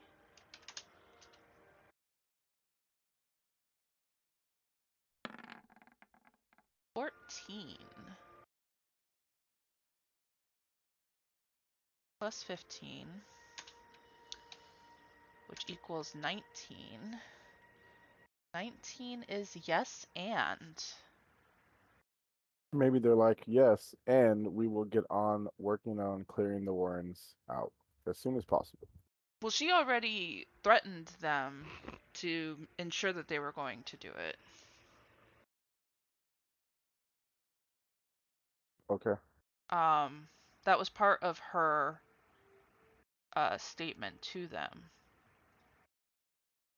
was that they needed to clear out the Warren.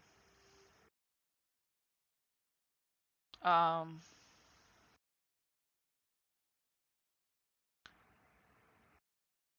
they will see that his body is returned to Blingenstone. Yep.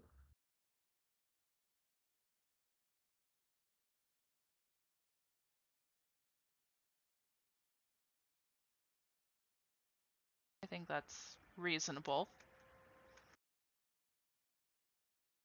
I agree. I think that's probably where he would end up going. Yeah. Um, cool. So that part. We have now taken care of the return to Menzo Branson and taken care of his body. So now it's time to part two of open world travel to but this time it's to the ruins. Yep. Open world travel to explore explore some ruins. Explore ruins with um I'm gonna end up forgetting his name. Evu. Probably the easiest name I've ever left. I mean, you're probably not wrong. Like that is a pretty easy name. It's just gonna mess with me for some reason the whole time. Um, up here, because the first thing is that we will be again traveling on foot, which will not cost any money.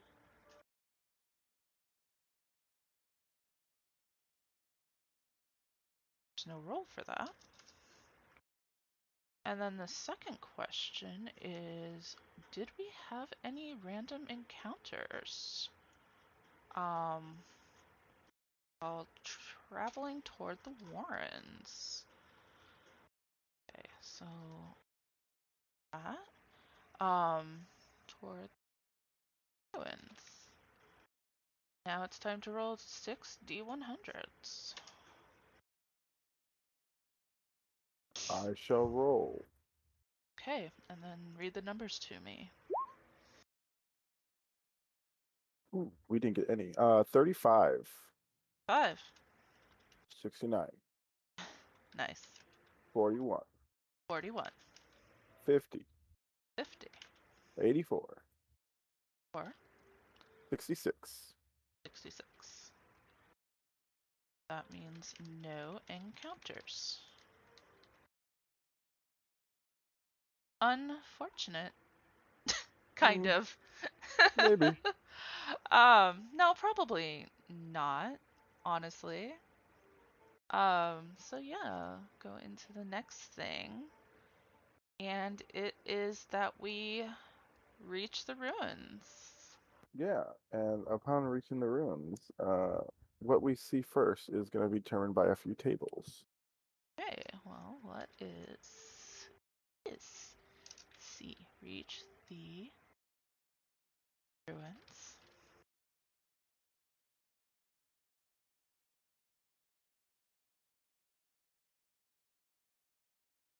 All right. Um, First, we need to determine how big these ruins are. So we need to roll a d20 for ruin size. Okay. Ruin size. Roll 1d20. Yep. Okay. Do you want to roll Go it? ahead. Nah, you can go ahead and roll it. Okay. I will do that. 13. On a 13, this is a medium-sized dungeon, which is going to be a 4d4 plus 6 rooms. Okay, medium sized dungeon. So, what was the equation again? 4d4 plus 6? Plus 6 rooms. Yes. So we got to do the 44 and then add 6 to it.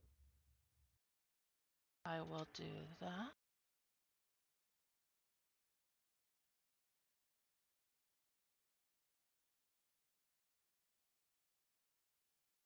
Okay. And our 4d4 plus 6 is going to be. So, time for the advanced roller. 4d4 plus 6. 17 17 rooms. rooms? That's like wild, actually. And I'm going to put down what the role. Can you read what the roles actually were to me, please? Yes, three, 4, One. and 1. Yep.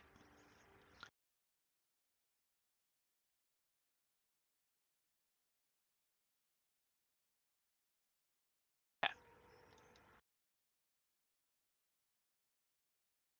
What's the next one? The next one is our starting. Well, it's gonna be a dungeon type, but we already have ruins, so we don't need to do that. Okay. Is this Um, chapter 3-3, which is the dungeon encounters, or is this a different kind of generator? I am on book 1 of the Solo Adventures Okay. on page 43. Yeah. Okay, so. Okay, yeah, because we have right here that it is the size. Got it. We already had the type, like you said.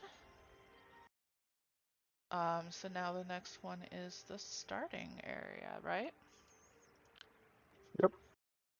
Starting area. Roll 1d10. Yes. Okay, I guess I can roll that. sure. A 3,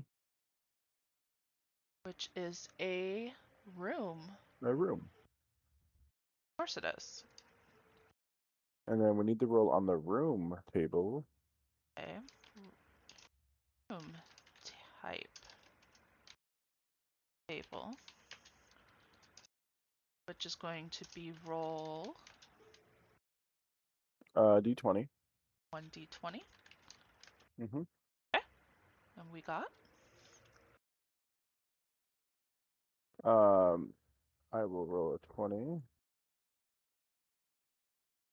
A 14. 14. Maybe it's nice. This is a circular D4 times 10 diameter with D4 exits. Okay, so circular d4 times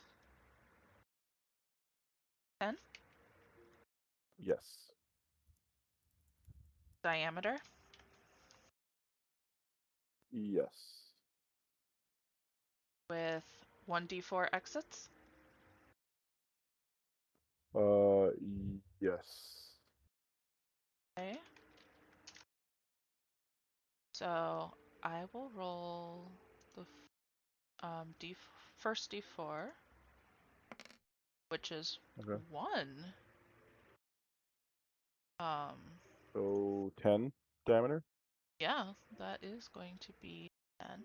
So let me the 1 times 10, which it's 10 feet, 10 meters.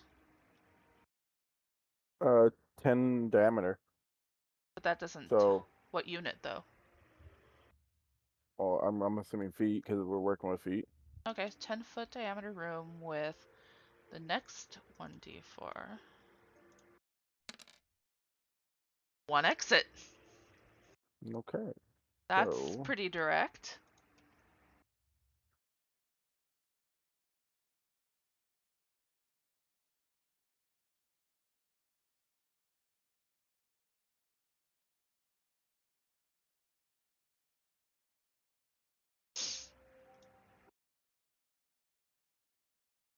okay. And then we need to roll on the room contents table, I believe is what it said. Okay. Yes, it did actually. Contents table. And that's a roll of a.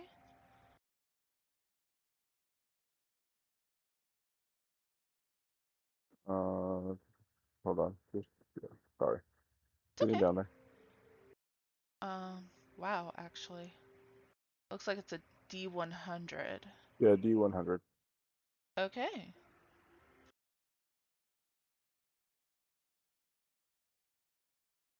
Dun dun.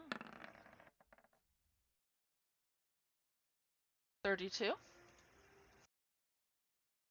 Which is a Aw, an encounter, an encounter. a Okay. clue, a loot, a random, an SD, all 30%. So, You're right. A level appropriate hard encounter. well, it's a maybe though. We got to roll for that. Yeah. Everything in this room has a Blue. 30% chance of being there. Oh, okay. So let me 30% chance of level appropriate hard encounter. Um, A clue, Blue. a loot, Loot. Random. S. Okay. an Yes. SD. SD is all Is 30%? SD? Or Yeah, what is they're all SD? SD is a secret door. Oh, I'll put secret door because that makes. Okay. Um, so now we have to roll the. We have to roll the D100 for the encounter first, because Uh, we may not even leave this room right now. yeah, encounter roll 1D100. What is it? I'll let you do these rolls. There is an encounter. Give me the number. 18. 18. So that means yes. Um, Clue roll 1D100. 69. So No that clue. means no clue. Loot roll 1D100. A 4. So there is loot. Oh, nice. Okay. And then random roll 1D100. There is random. I don't know what random is. Maybe it's further down the table. We'll figure that out. What was Oh, the it is. roll? It is. It was a 20. Which is yes. And then secret door roll 1D100. 56. So no secret door. Okay. So let's determine what this encounter is. It said chapter 16 to do that. Oh, sure. Yeah, monster encounters for that. CPC conversion table says, It said hard encounter, right? yes, So 2 PCs, level 1 hard should be a level 2 hard encounter, which a level 2 hard or encounter, one PC. yeah, is we got to roll a d6. Um, so roll 1d6. Go ahead.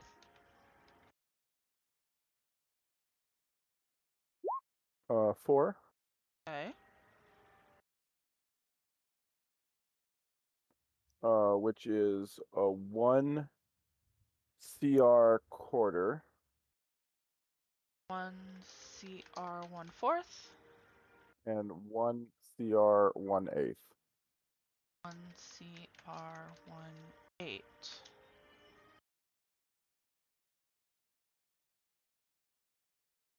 And that means that we need to go down to monsters in a dungeon, I guess. Let me see if there's a dungeon. Well, dungeon Here. also says Underdark.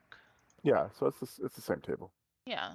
So for the CR quarter, let's go ahead and roll a d20. Um, CR 1.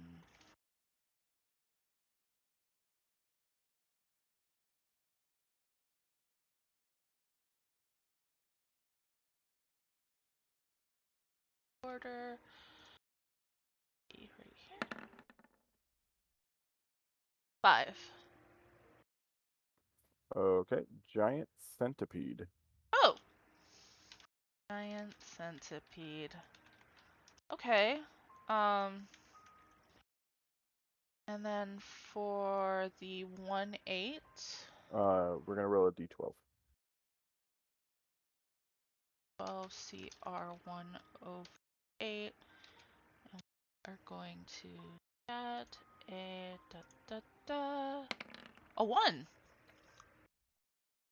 I have terrible rolls. Let me see if I have that creature in my compendium. Boggle? Oh my. Yeah, because I don't have bolos, I don't think. No, you don't have bolos. So we will roll it as a 2 probably, because that we do have a flump. Okay. Yeah, I'll just put that we got a 2 and say flumph. Okay.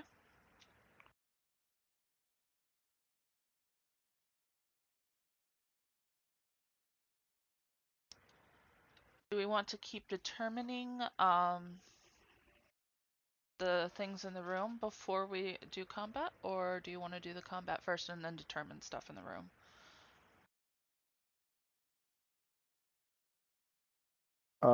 Let's do the combat first, and Okay, then we will determine. So it was a flumph and a giant centipede. correct. And then I have our little summary section. We'll get to. It's funny, I don't think the giant centipede is actually gonna fit in the room, but oh, it does. Okay, it's not. It says giant, but it's not giant token. Okay. Um.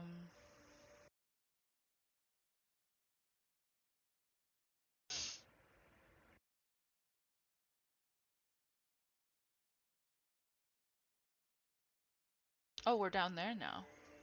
Yeah, well, I'm drawing it out, so I made the circle that was 10 by 10 with an entrance and then an exit to it. Okay.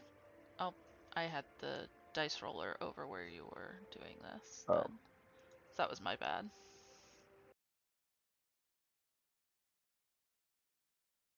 Our characters are just so big compared to.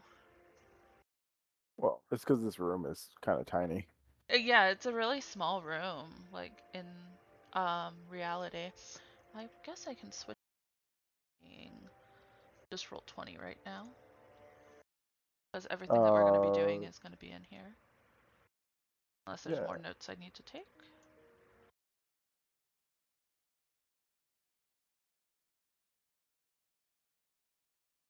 Well, I can just always tab over.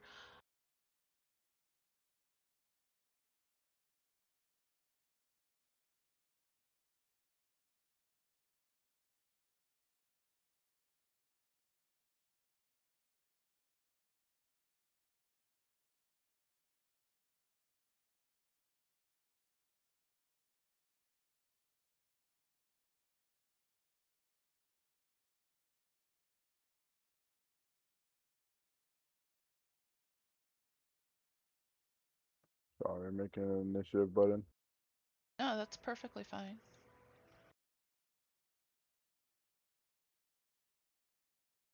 Okay, let's go ahead and get everything in.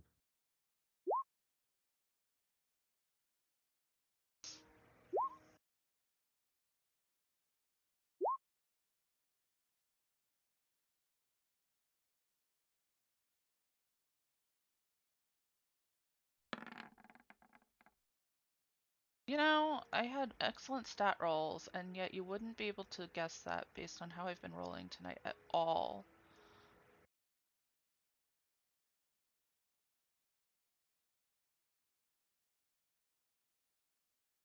Absolutely kind of ridiculous.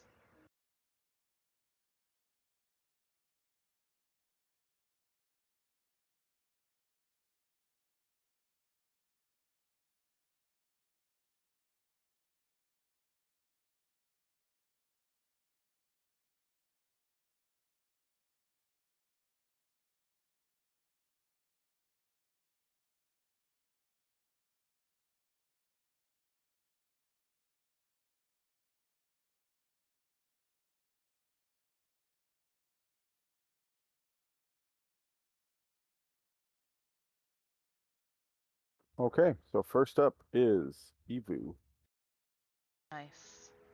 who is coming face to face with a centipede and is very grossed out by it. And he is going to go ahead and uh, rapier it to the face. Rolling a 17, Okay. which Where'd my flume go? My flume's missing. I'm not The, hitting the flume, but still. the flume Hitting. is underneath my health and stuff. Yeah, no. I meant like the the actual character sheet for it. Oh, my mistake. Uh, 13 AC. Yep, that does hit for 4 damage.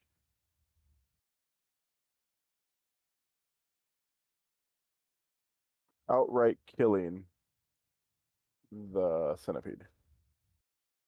Okay.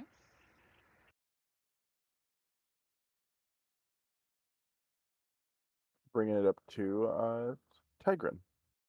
Tigran. Tigrin. T, not tie. Yeah, so seeing that you took out a rapier, she's going to do the exact same thing and take a stab at the flume. Um, and oh, I need to make sure that I have sneak attack turned on because there's someone else within 5 feet of the monster. Okay. She rolls a 12. That is the AC to hit the flume. Okay. Go ahead and roll damage.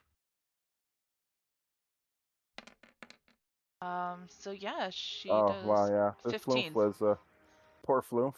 Poor Flume got like absolutely massacred. Yeah, he got destroyed. Um, and that ends the combat for this room. Now That we should does. probably roll the random and then the loot for this room, right? That was the two we had. Um, okay, so 1 second. Go back to the document. First tell me, how much experience was this worth? Uh, Cobalt Fight Club will tell you that. Hold on, let me find it. Probably not a lot since there was only 2 monsters, but I Yeah, I will check. know. Evu led off combat by taking his rapier to the um, giant centipede and was able to bring it down without issue. 150. Oh, I'm sorry. 75 per player. 75 EXP. Okay. Oh, wait. I'm wrong again. No, Um, it's still 75 per player. I'm right. okay, 75 EXP slash player. Um, Tyrion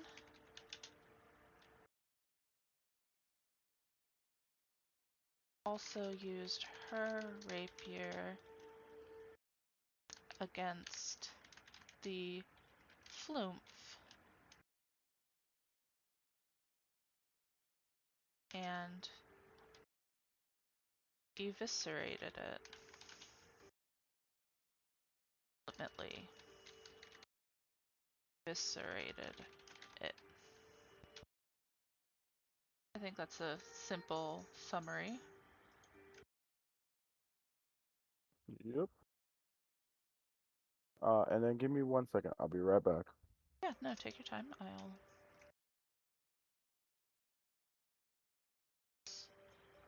Oh, wait, no, that should be. Okay.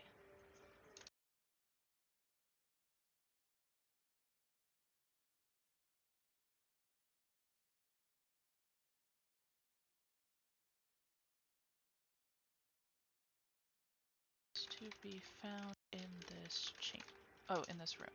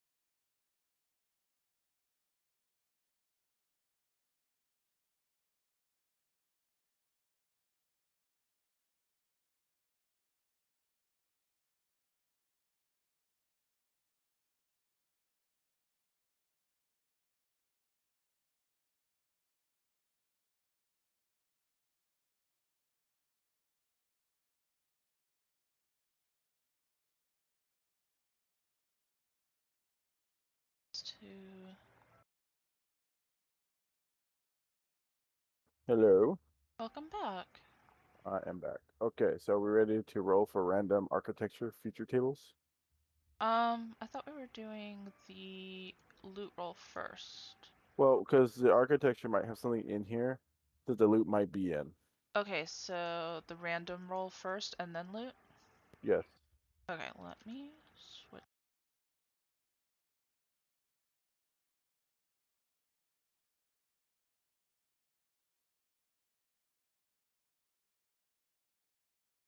Okay, so that is.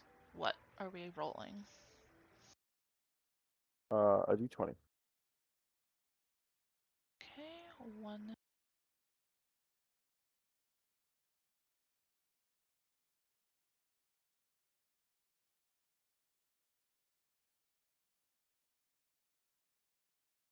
Twenty. 11. 11. So in here is a temple or a shrine. 11. There is a temple or shrine. I'm gonna say it's likely a shrine, but yeah. Is it going to be a shrine to Lolth? No. Evu's gonna look at it, and he's gonna roll a perception check. Okay. And if he rolls a Is good perception check, he will ask the oracle if it is that. take a closer look at the shrine. I would think it would be investigation though, not perception. Sure. 20. Okay. And then I would ask the oracle with a highly likely chance that it is that. Okay. Um. Damn.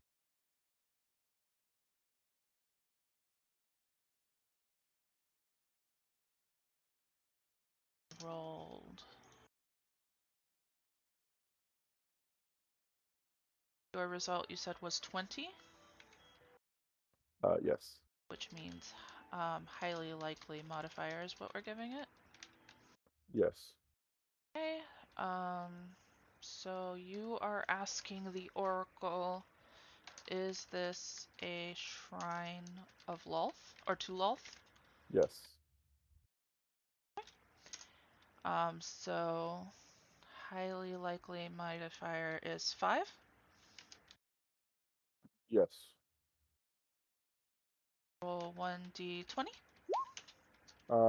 Yes, it's a 15 Plus plus 5. 5 equals 20, which is yes and. So yes, this is an older statue of Lolth, but it does check out. And it might mean Oh, that, wait, hold on. So, yes, it is an older shrine statue of Lol. And and it might have more meaning the further we go down into the ruin. might have more meaning the deeper we go into the ruins. Yeah. Okay.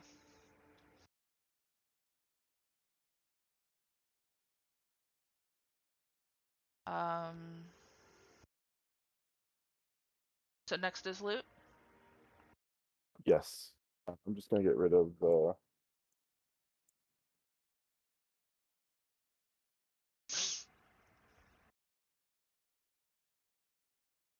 monsters. Okay.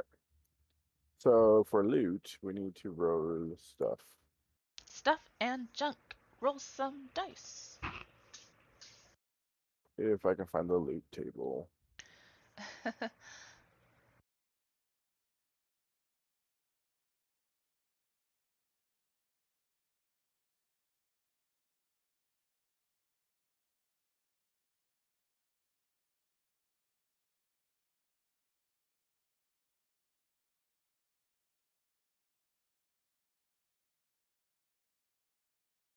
Um, so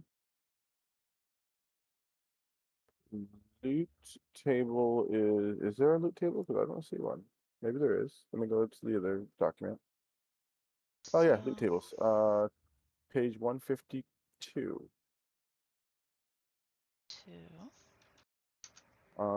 So we had a CR8 and a Uh-huh. CR quarter. Okay, so CR18, we roll 1d6. Yes. Okay. Want me to roll it or should you do it? Yeah, I'll roll them. I'll roll for the loot. Okay. A 3. 3 is 5d6 um CP. So our 5d6, go ahead and roll 5d6. 16. Okay, give me the individuals first. I'll put that at 16 CP total, but Okay. Um, 3, 5, 4, 1, 3. Like I feel like that for asking for 5 to 6, it would just be like a 16 would be fine, but I'm being thorough. I am okay. documenting. 3, 5, 4, 1, 3. And one more. 3, 5, 4, 1, 3. Oh, that is 5. Okay, sorry. I can count. I cannot. See, this is why I gotta be thorough. Okay, and then this for the CR1 fourth, right? Okay. Is what it Uh, was? yes. Yes. So that is roll 1d6. 6. Um,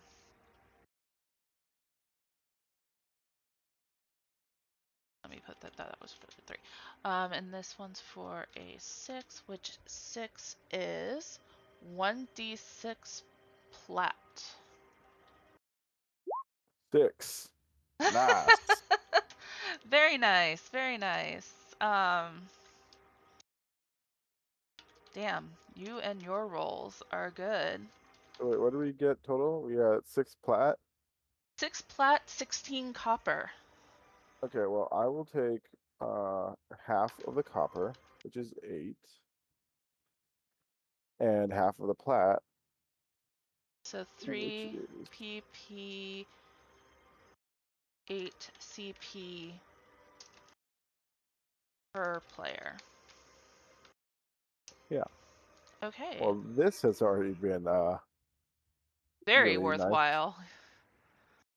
Yeah, so 3 plat and number for copper, since I have such a short-term memory problem.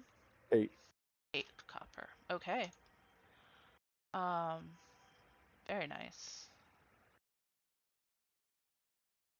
So now I think we need to roll on a.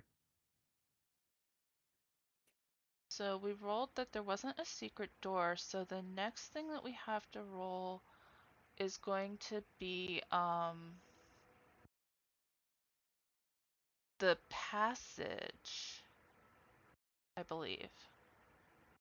Well, we rolled a room, right? Yeah, we rolled the starting area. We rolled a. It said that there was a way out, right? It said there was one exit. So with an exit, that means that there is probably a passage. Yes. Yes. So there will be, It will be a D10. hold on. So we did starting area and we're doing Uh, exiting, starting room. Okay. And then we're gonna I'm sorry. roll It's a D20. I'm sorry. roll 1d20. Yeah. Okay. Let me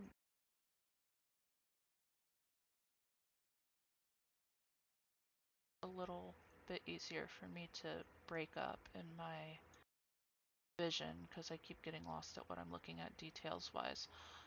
Um, there, that helps. Okay, so we're gonna roll 1d20. Go ahead.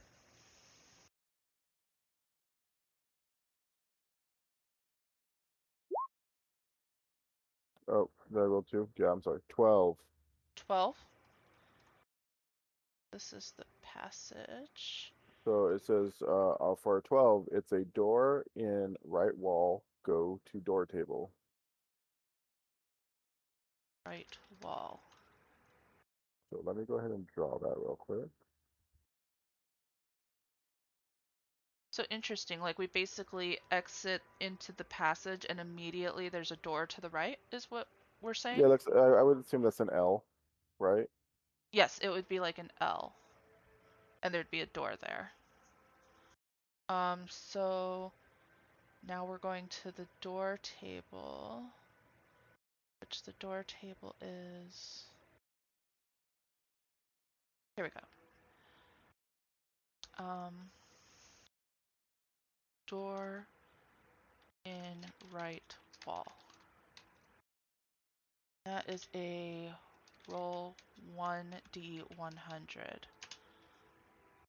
I gotta roll a d100. Yes, roll 1d100.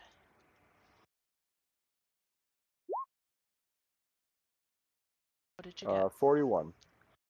41. That is locked and trapped stone door. Nice. I DC 15 perception to find trap. If trap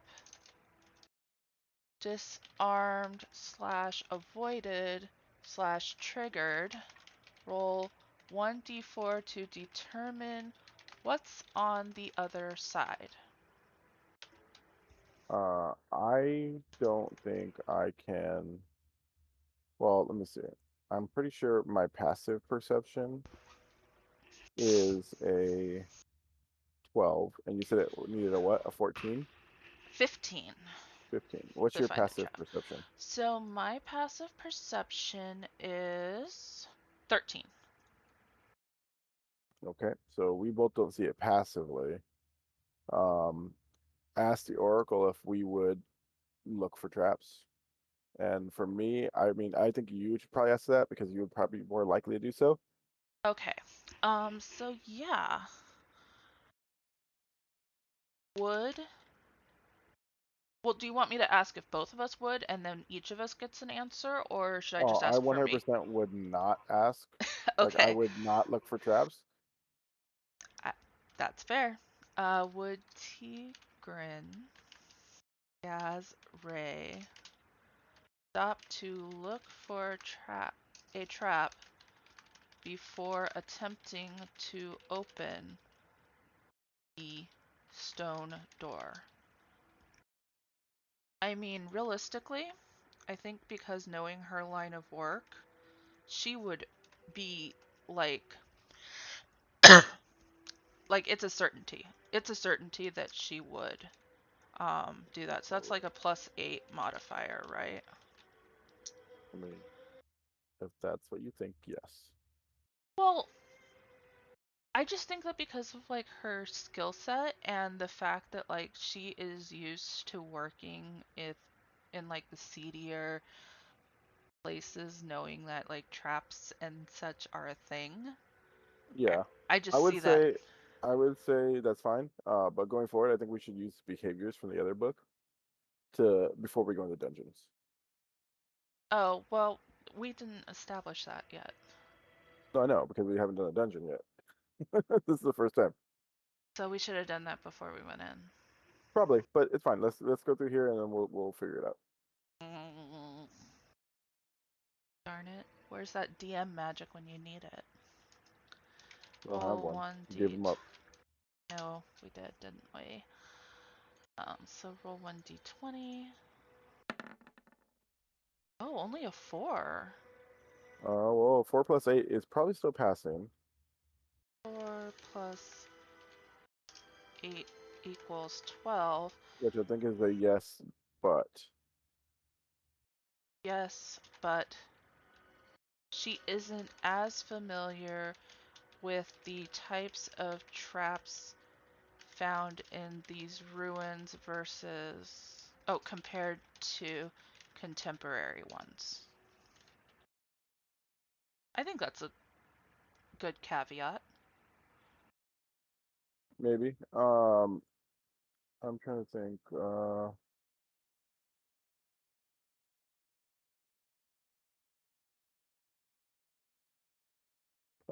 So what was the trap on this one? It said that it was a trap, but how what did it say about the trap? I'm sorry, I can't remember. I can't find the passage. So it is a locked and trapped stone door. It just says DC 15 to find it. It says if it's trapped, disarmed, avoided, or triggered, roll a d4 to determine what's on the other side. It doesn't necessarily say what kind of trap it is. So unless there is a traps table that we can roll, I don't There know is a what kind trap of. table. Okay. I would say we should roll a dice 50-50, and we're either gonna fail the lock or we're gonna fail the trap with the butt. Wait, then why don't I get to roll to open it? Well, I'm just saying, what else is the butt gonna be? Wait, I'm confused by what you're saying. We got a yes, but And I said she isn't as familiar with the types of traps found in the ruins compared to contemporary ones. I understand that, but like that doesn't really do anything like negative to us. I mean, she could have to roll at disadvantage to investigate it to beat the DC. Sure. Well, I mean, what do you think it should be then? I would say that if we did that, it would be a yes, but we would get one and not get the other. Um, What do you mean by get one and not the other? we would either unlock the door and pop the trap, or we would stop the trap and break a thing in the door. Break what thing? Your lockpick. My thieves' tools. Yes. Okay. But I mean, that's how I would interpret it. Um,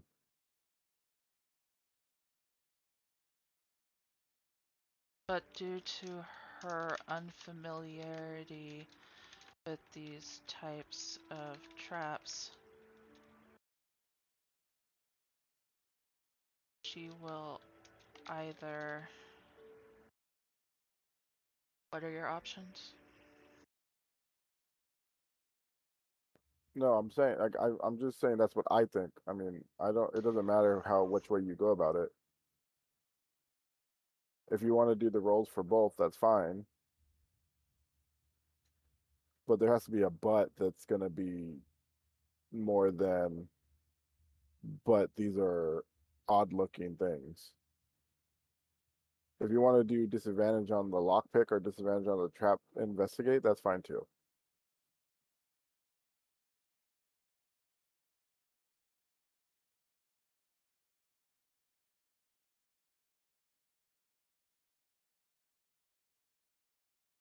I just see the end as a okay, yay, and the but as a oh no. Okay. But you said, tell me again what you're trying to say the two things are that are going to possibly happen. That's what I I'm don't asking you to do.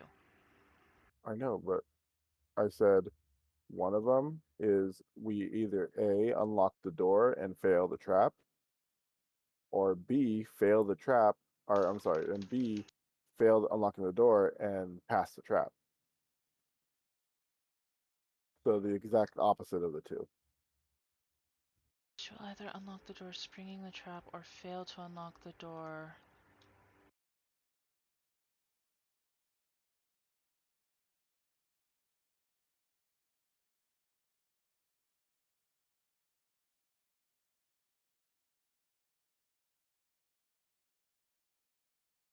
But that's.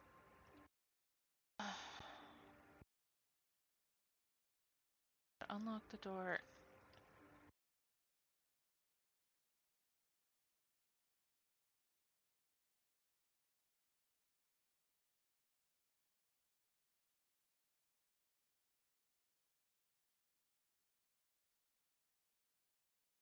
She will.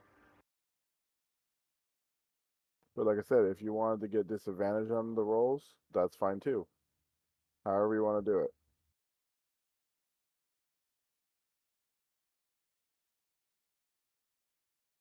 Unlock.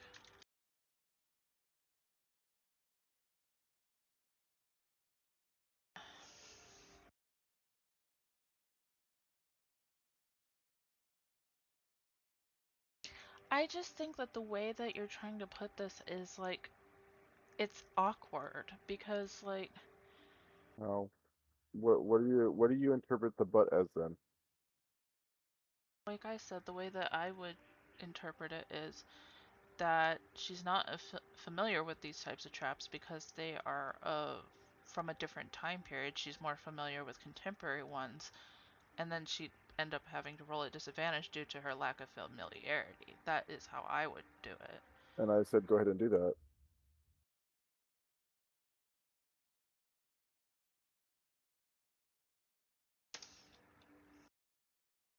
I told you, you can do whatever you want.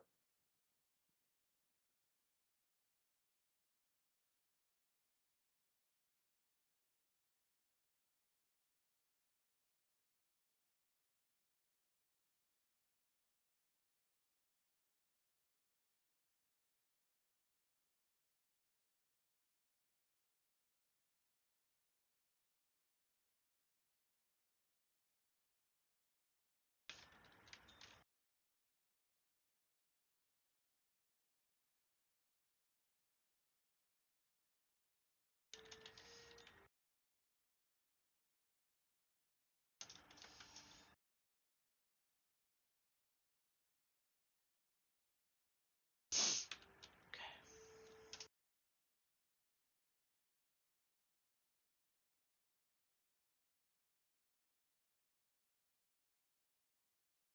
Oh, trap. Check.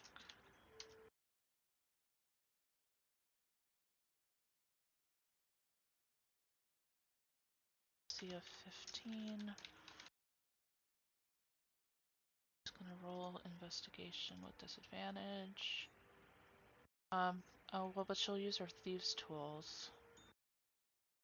So investigation You is would have to investigate the door first to actually look for the trap, because we don't know the trap's not there. Like we know it's there because it's telling us on the paper, but we don't know it. okay. I understand what you mean. So That's what I'm saying. investigation. Yeah, like the butt means something.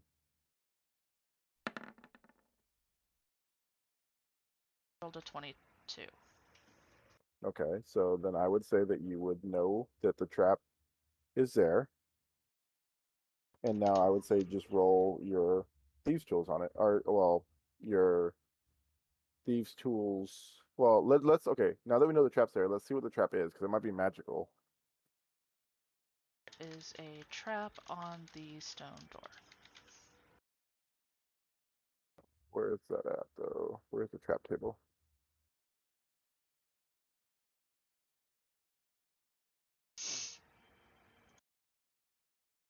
Uh, book 240, page 40. What type of trap is on the stone door? It says we can roll a D100. Tell me what page again, because I was typing when you said it. 40. 40? Yes.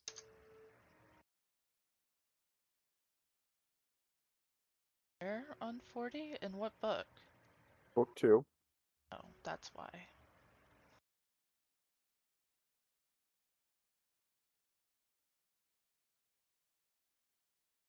2, book 40. Yeah. Uh, Tell me which book, please. What? I said, tell me what book, please, next time. I So, did. oh, I didn't hear you say it was book 2 until after I asked. Yeah, that's Roll why I was 1, like wondering why it D, was 100. Okay. 66. 66 is poison gas or acid spray would be released.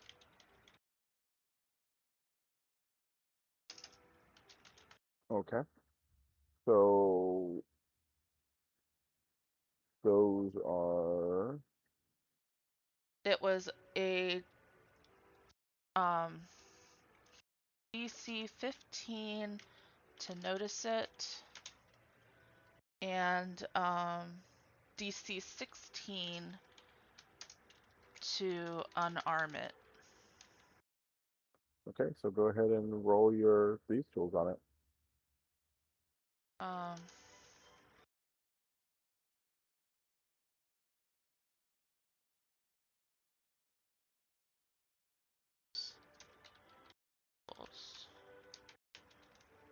um,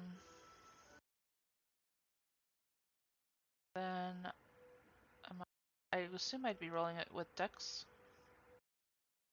Probably, yeah.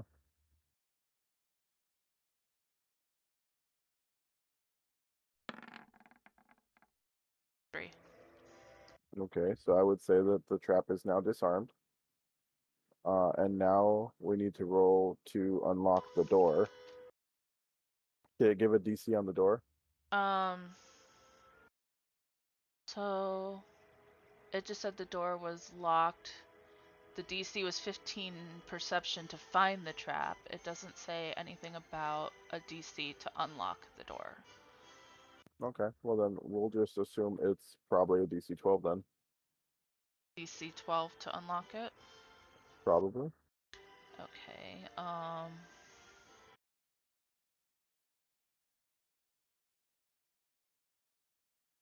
Unlock door check. We're saying it's a DC 12. Um, roll thieves tools, which would be again with dexterity.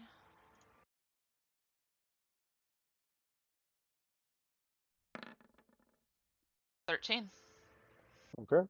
So then the door unlocks. Okay.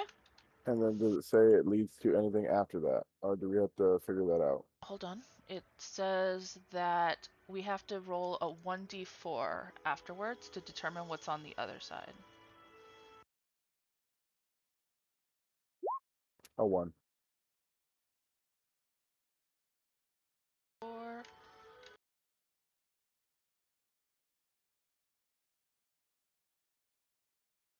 opens 2. And it said that a 1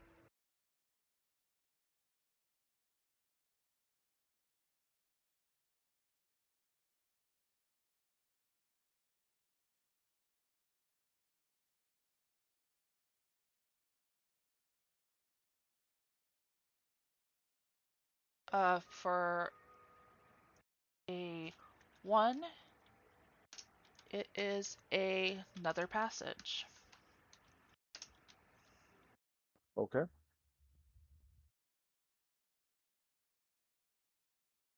And I will roll the D20 for the passage. Okay. Passage off door in right wall. That's a roll 1d20. Go 13.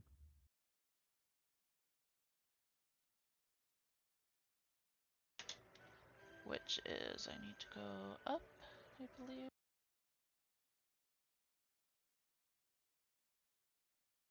Door in the left wall. That's frustrating. Do they consider passages a room out of our 17 rooms? Or is it actually 17 rooms? I don't actually know. I feel like passages might be rooms. I don't know actually if how that's counted. I don't either.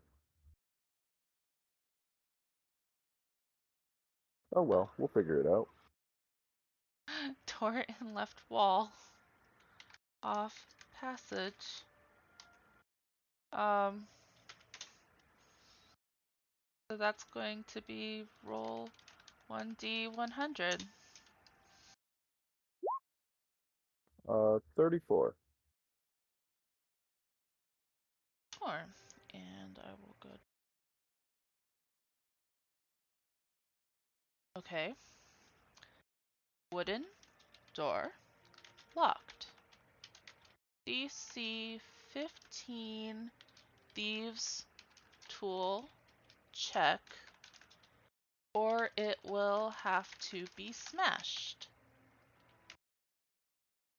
Or other valid method such as knock spell. Door has an AC of 12 and 20 HP. Opens into a room. Okay. Okay, that's not terrible. So I guess go ahead and investigate the door and see what it gives you. Okay. Um, I'd assume you would investigate most doors after the first one was trapped. yes. Tigran stops to investigate the wooden door. Um,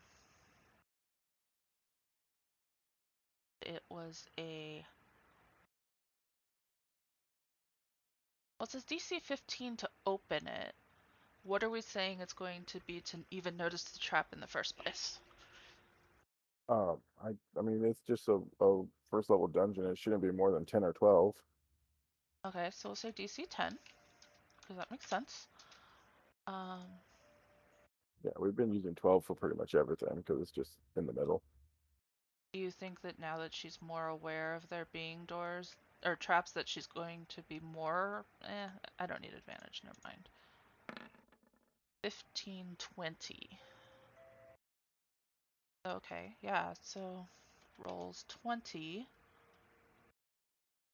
Um, Noticing that, um, well, no, because it's not trapped. I know, but Oh, that's what that I'm the saying. door is locked and You got to get into the habit of using the behaviors that we're going to use for the next dungeon. okay.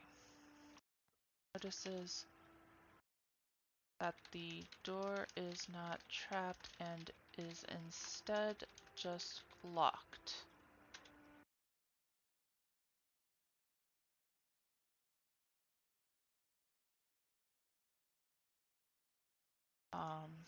So now she's going to attempt to unlock the door with thieves, which is DC 15. I will roll my thieves tools.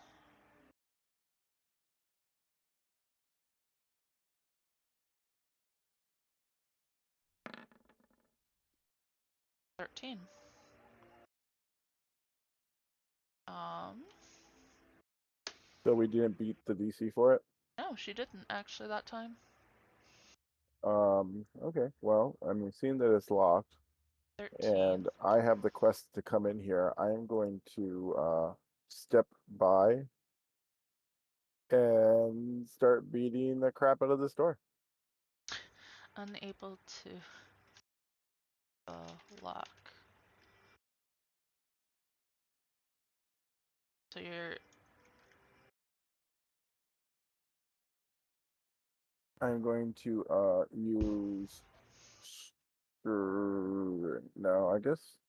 Yeah, I'm gonna start stabbing it with my rapier. I don't know how that's really gonna help, but that's what I'm gonna do. Did it say anything about breaking into it? It says it's an AC value, right? yeah, the door has an AC of 12 and it has 20 hit points. So I'm gonna hit for 7.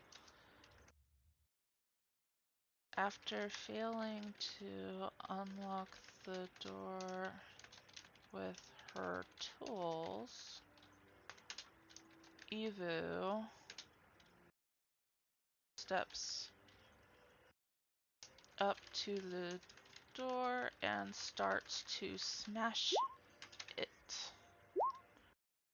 9 in order to force his way through. and 7. I think that's enough to get 20. I'm not technically stabbing it. I'm hitting it with the butt of my rapier, trying to break the door down. I figured.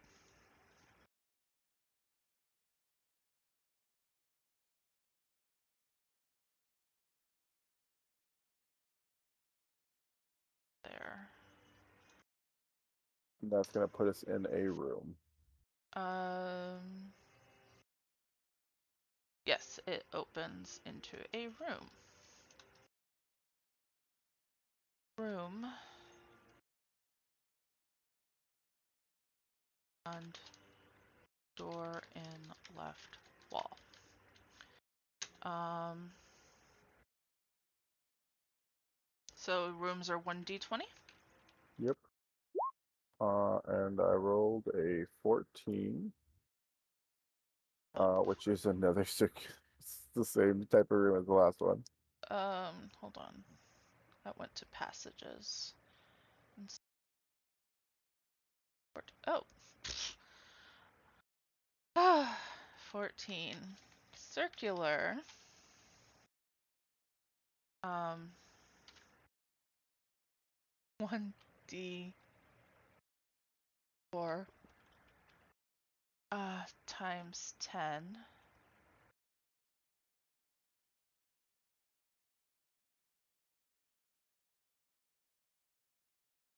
What's roll a d4?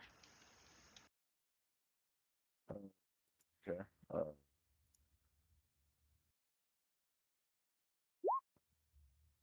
One. It's another circular room. 10-foot diameter. Um, one. Roll 1d4 again.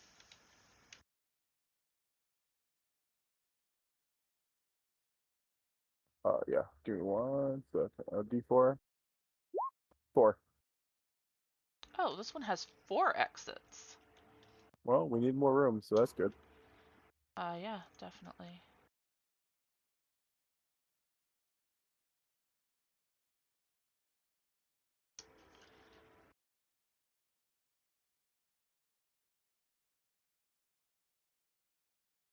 Okay, so there's 4 exits off of it.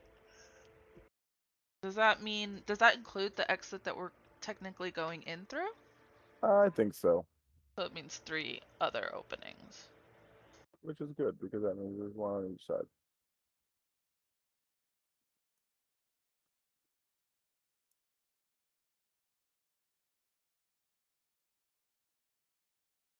Um, okay. So after doing the room shape, we have to do contents, right? Books up. Okay, room contents, roll 1d100. Yep, 95. 95. Holy, okay. Oh Oh, shit. oh no. We're dying. Oh my god, really? Why do you have to roll so well? 90% chance of loot though. I mean, we got Boss this. BBEG significant NPC encounter. I legitimately just don't really have any ideas for that because we haven't gotten very far in the story. Well, we'll figure it out. Okay,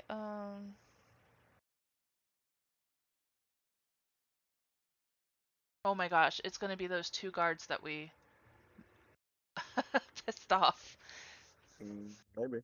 That would be Let me find out weird. what Um, the table is for encounters. Oh, BBEG encounters.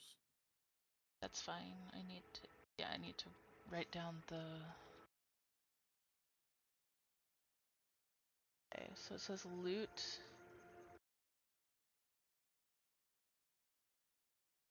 Percent.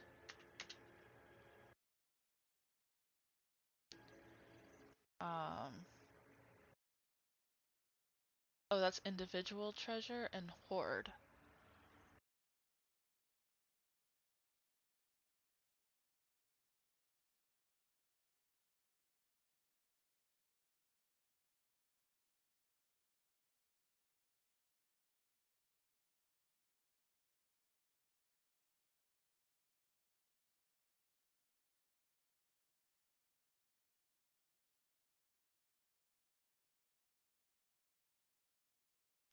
Or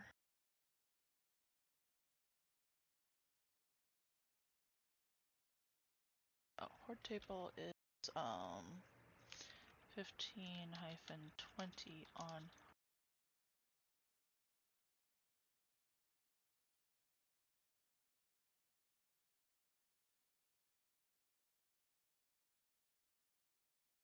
Okay.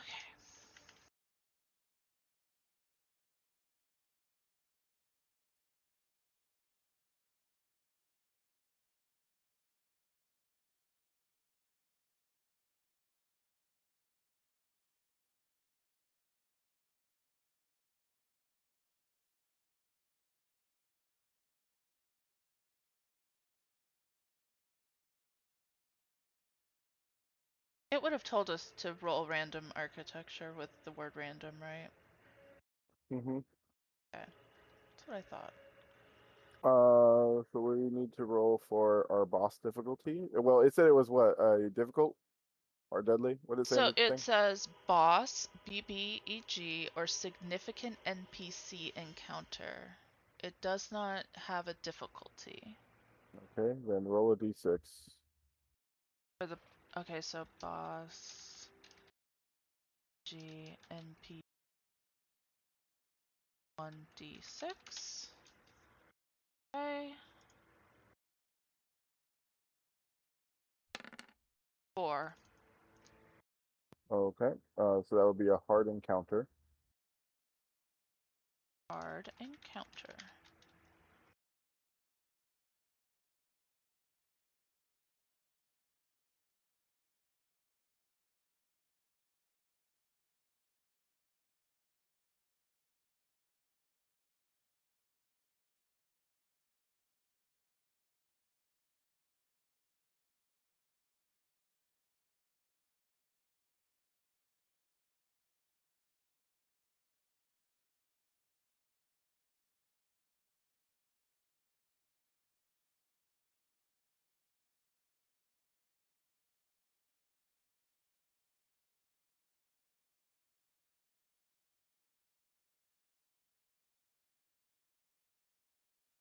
It says that we are still level 1, right?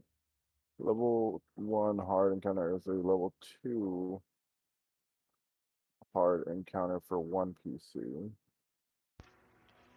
Sorry, what?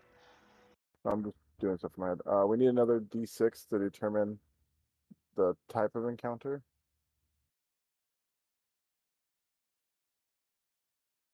Type of roll 1d6.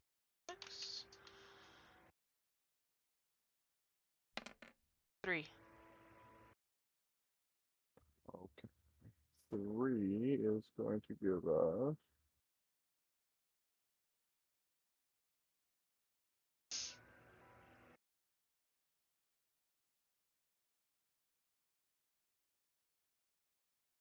um it's going to be 1 CR quarter and 1 CR eighth, 1/8. Okay.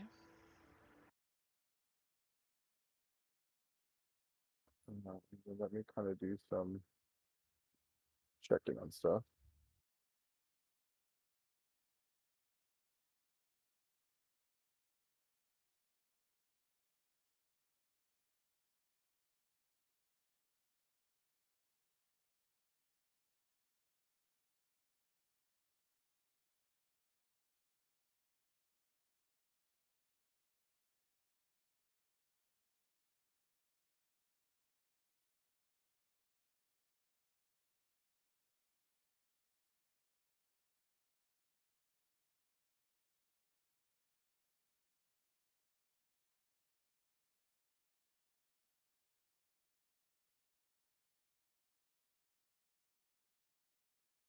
Okay.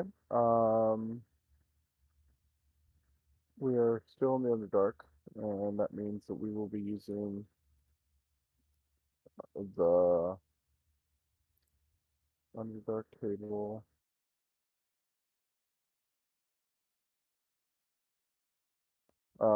So we had a quarter and an eighth, right?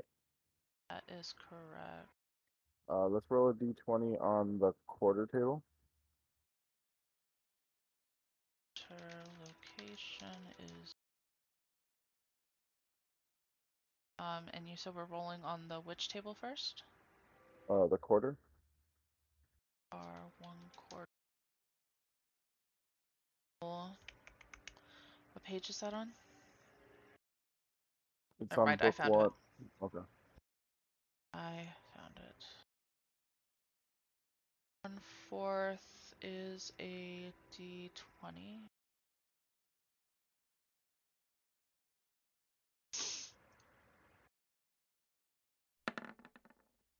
9. A goblin. Good, good. That will be easy to beef up the goblin.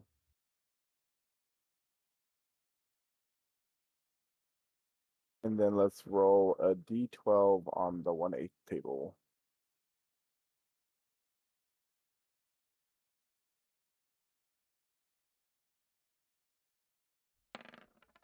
7. What? A 7. Let's go ahead and change that to either a 6 or an 8. Because I don't have Volos. Okay. So you want to do a 6 or an 8? A 6 is a monodrone and an 8 is a poisonous snake. I don't know what a monodrone is. Get a robot. I don't think it's likely that we'd find a robot in these ruins, but I could be wrong. Yeah, it's possible. You might be right. Let's go poisonous snake then, because that just seems likely. We're Indiana Jonesing right now.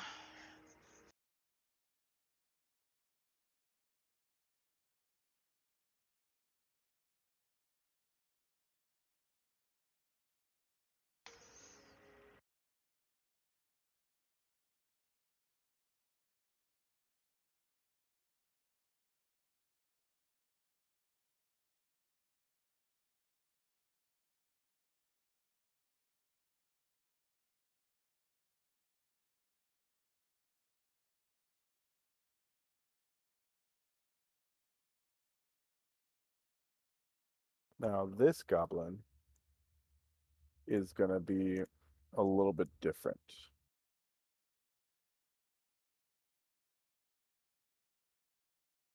Understood. We got to roll some stuff for him. Okay. What do we need to roll for him? Let's go ahead and start off with his motivation. Let's roll a d6. Okay, where...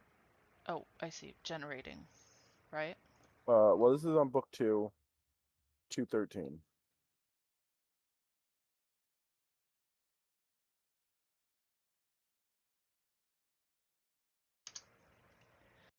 Okay. So... Evasion. Roll 1d6.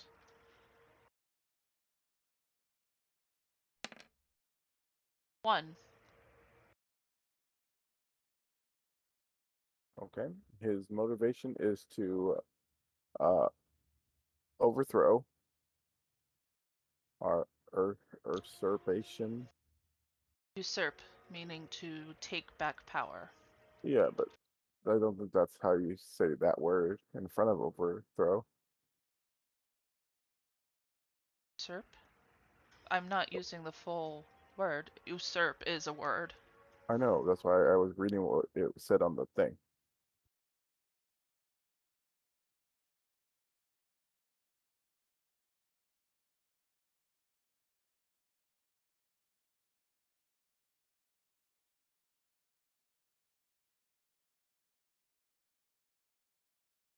Um,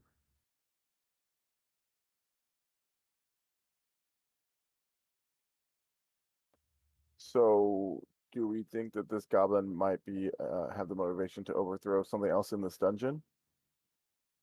Possibly. Okay, well, let's keep that as an option. Let's do the next section, which is um, a villainous dispositions table. Disposition. Which is roll 1d12. Yeah.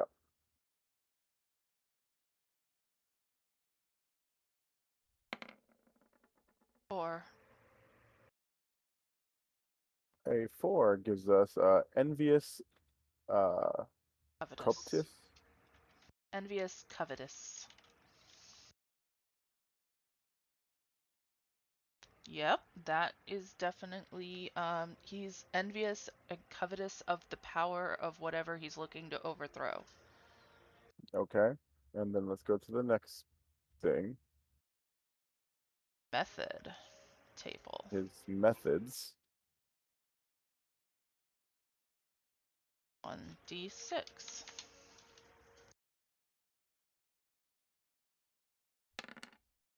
Oh, 6. They work through high-powered minions and lieutenants to achieve their goals, manipulating from afar. Okay.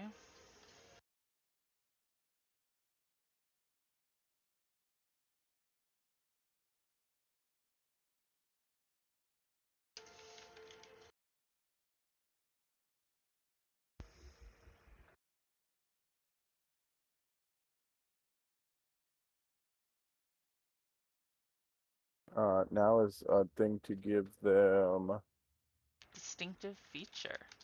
yeah, and we have to roll a d8.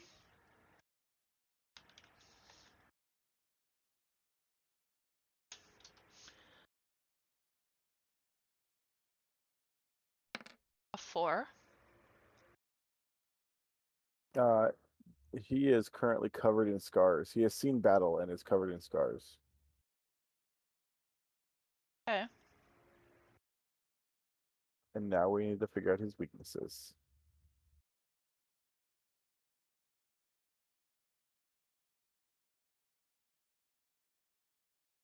Flaws and weakness.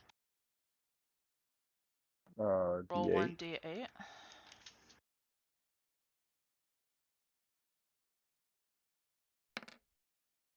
7. There's a secret object that's the source of the villain's power. Control that, and you control the villain.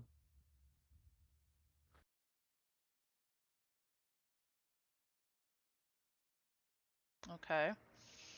And now we have to roll a likable trait. Do we really? Yeah, I might like him. I'm evil. Well, we both are. Well, then we both might like him. He might be our new boss. A 1.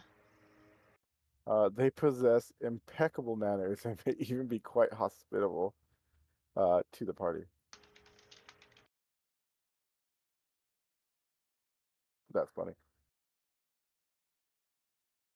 Okay. Silly. That's what that is it's silly. But I like it. Okay, so I feel like we would come in here and this guy would be playing with his pet snake. No pun intended. And he would look at us and he would say, "Welcome to my humble abode. My name is Sir Radish Bottom." Radish bottom. Yeah, yeah, that's what I came up with on the fly.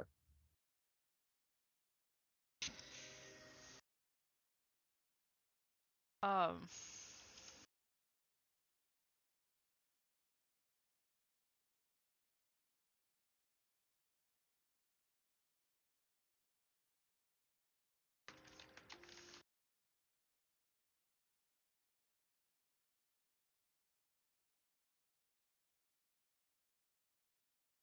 see this. A goblin. Is he heavily scarred goblin?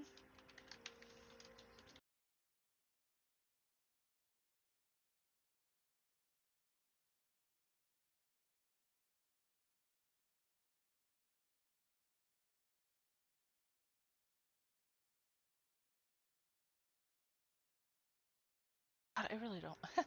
Playing with his pet poisonous snake. Right? Yeah.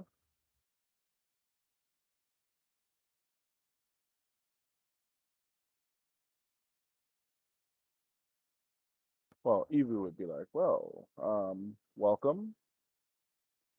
Now, I guess we should ask the Oracle, does he speak Undercommon? Goblin is Lord Radish Bottom. Yeah.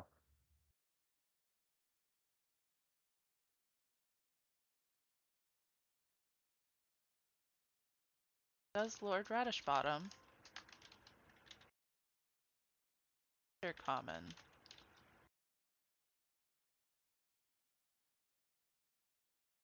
I would say it's likely, since he is located here in the Underdark. Maybe, but goblins may or may not speak a different language than goblins, so I don't know. Oh, that's I fair. know they can know common, and so it's possible, yes, that they would know Undercommon. But he could have also fallen from the surface too. Okay, so we really don't know. That's gonna be regular. 1d20.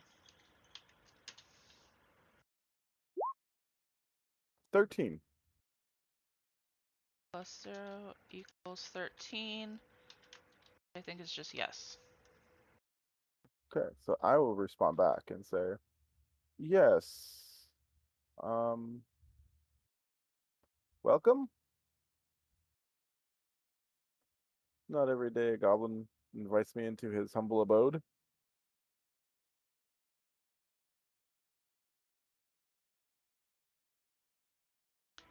Um,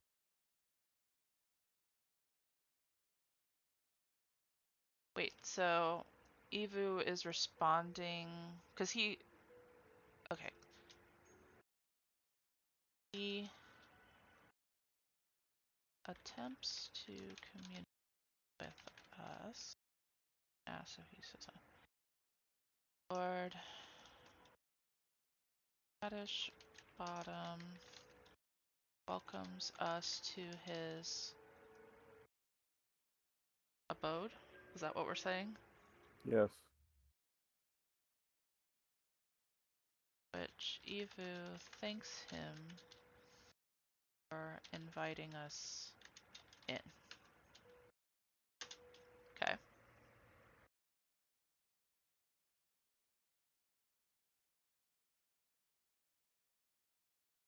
Um, yeah, I don't know how else to RP this goblin without talking to myself.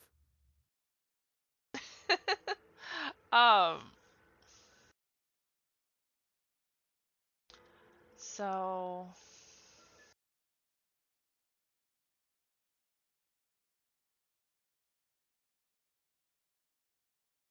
Tigran hesitantly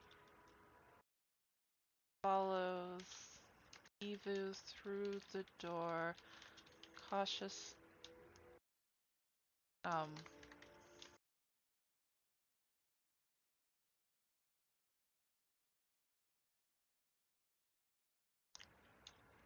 And is surprised at the goblin's presence of Undercommon. Surprised at the goblin's presence, lightness. Oh, use of Undercommon and lightness.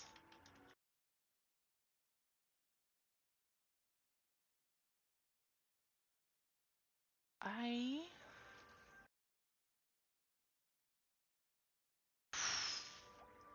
What? I I'm not really sure. Like this is such a strange, like I know, dice tell the tale. It's just a strange place to end up. Um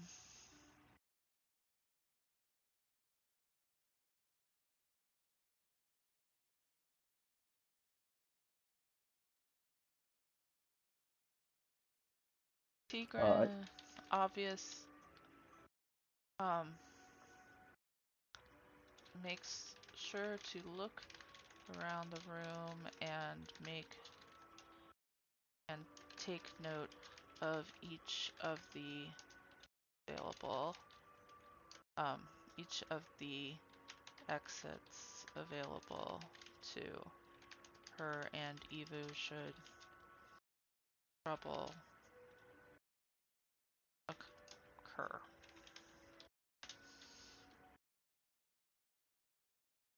And that's not an action she would try to hide, she's just doing so. I don't know if the goblin's really going to care that she's doing so. okay. I'm gonna look at Tigran and be like, well, I'm gonna try to say it as quietly as possible. I'm gonna say, well, do you think we should dispatch of him now, or try to parlay with him so that we may be able to move further into the. He doesn't seem like he wants to attack us from the start.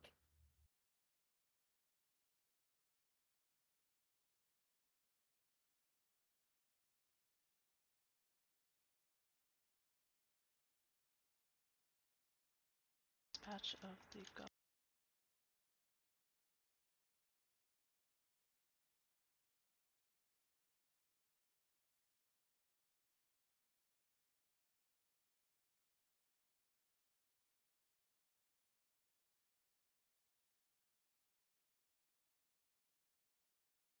shown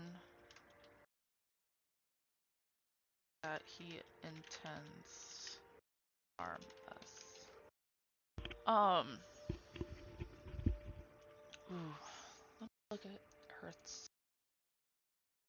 See, like, how she would. Okay, so one of Tigran's flaws is that she thinks far ahead and that she has a rather detachedness which can be mistaken for daydreaming. I think in this situation she's kind of like she's got that like far off look in her face, like where she's just thinking of all kinds of situations as to what could happen. Um and I think that based on that, she is going to suggest that it would be better to dispatch of him now than have to possibly deal with him later. Evu's gonna look at you and say, well, I see a lot of shiny on the floor, and I'm only in it for the money and the fame.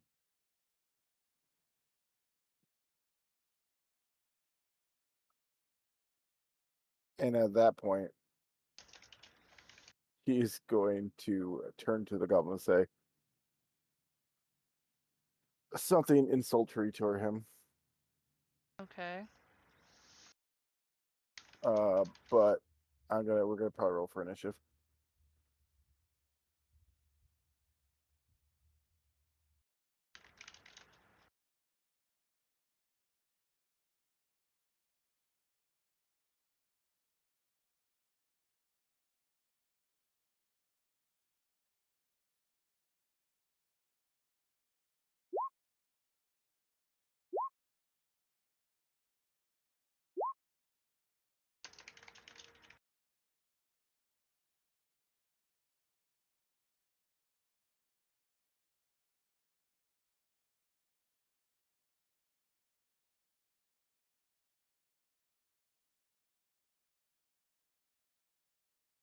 Okay. Um, yes. Sorry. Just making sure I wrote stuff down.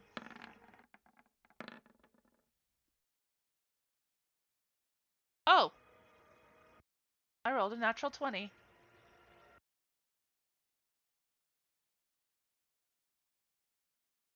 Very nice. Um, Yeah, so as soon as like Evu says, "Yeah, we're just gonna do this," um, Tigran will go through and go around behind the goblin, and she's going to do the stabby stab. Um, I'm assuming she's not gonna get advantage, but she will get sneak attack. Oh wait, no, she Well, gets if advantage you're, because I'm flanking, right? well, no, because if you go over to that corner, since he's already there, you're gonna be squished with him, so you're gonna have disadvantage on attack rolls. But in reality, though, a person's space doesn't really take up 5 feet, though. Does Okay. it? I mean, being able to move your arms back and forth does require space. So if two of you are doing the same thing, it's possible. Have you ever tried to do weird yoga lattes with somebody next to you? Weird what? Yoga lattes? Yes, not. Could you pop arms fully spread out, right? Let's assume your arms are from going backwards and forwards, and the other guy's doing the same thing. Would you feel comfortable in a 5 foot space with somebody doing that? I mean, the real answer is depends on the person. Yes, but a combat situation, um, I think a 5 foot bubble is a pretty standard bubble of somebody. But you're right, you could probably get in there, but it's still gonna be squeezed. I wouldn't say you couldn't get in there. I would just say that it would be squeezed.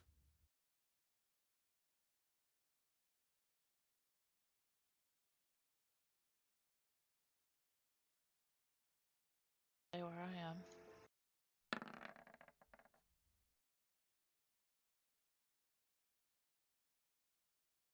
16.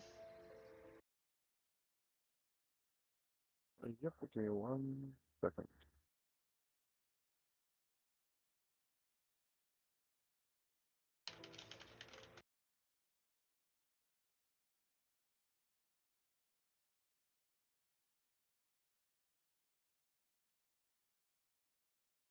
Uh, 16. Goblin is gonna be hit. Okay, so sneak for 12. Okay. Then for my bonus action, I will attack with my dagger in my offhand. That's a hit. For 1. Okay. Ewu is gonna continue his insult that he started to cause an issue to start. And he's your mother smells of old rug socks. And he's gonna go ahead and cast vicious mockery.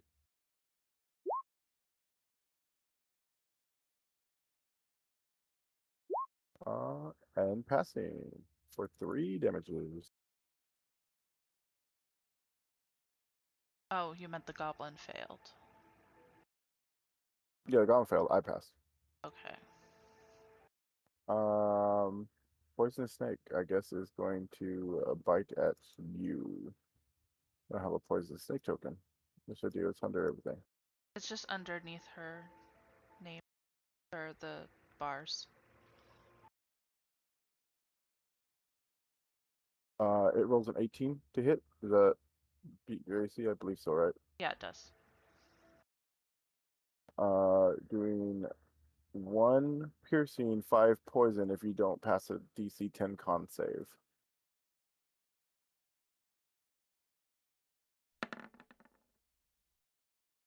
Nice. Okay, so you only take 1 and 2. So 3 damage.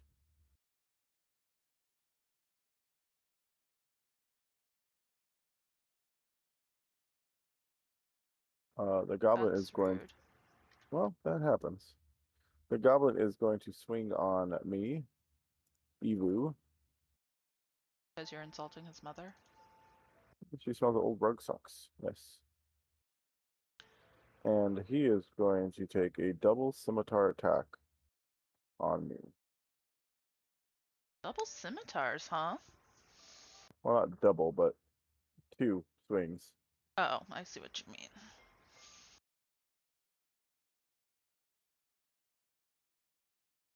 One of those is going to hit for 4 damage.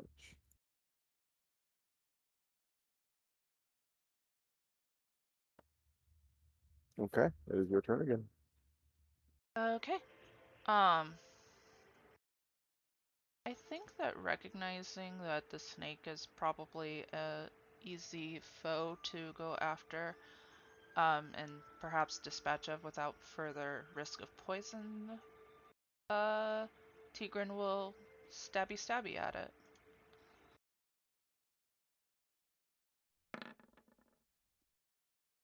That is a hit. There are sneak dice involved. And the snake falls dead to the floor. Excellent. And I think then she's going to take her offhand and she's going to spin around and slash at the goblin with it. That is a hit. For 4. Okay. That is a hit. She's just a fancy spinning whirling blade. Right. I'm going to also now mock his father, and I'm going to again vicious mockery him.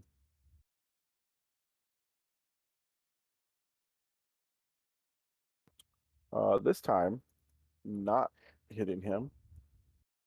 Uh, Unfortunate. unfortunate indeed. And he is going to go ahead and swing twice, once at each of us with his scimitar. The first one coming at you, Okay. 13, So 13 does not hit. and 22. Oh, wow, okay.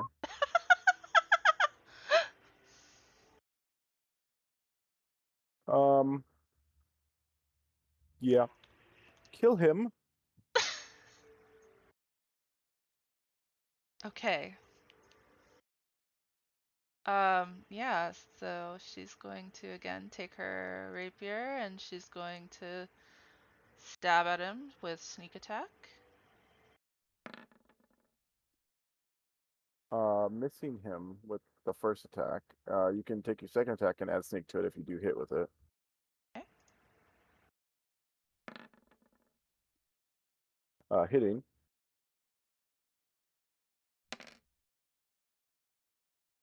and dispatching of the goblin. Nice.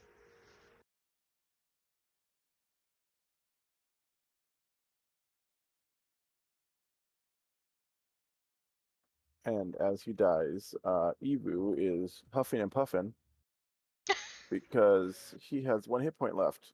Yeah. So how about you give me that combat summary? Um, well, Evu went in there and was going to parlay with the goblin, but then he noticed the horror that the goblin was holding, since the goblin is just a mini BBEG allegedly, and he just couldn't let it go. So he was willing to risk his life, both figuratively and literally, to get all the gold out of this place. Of course, he didn't come here for nothing.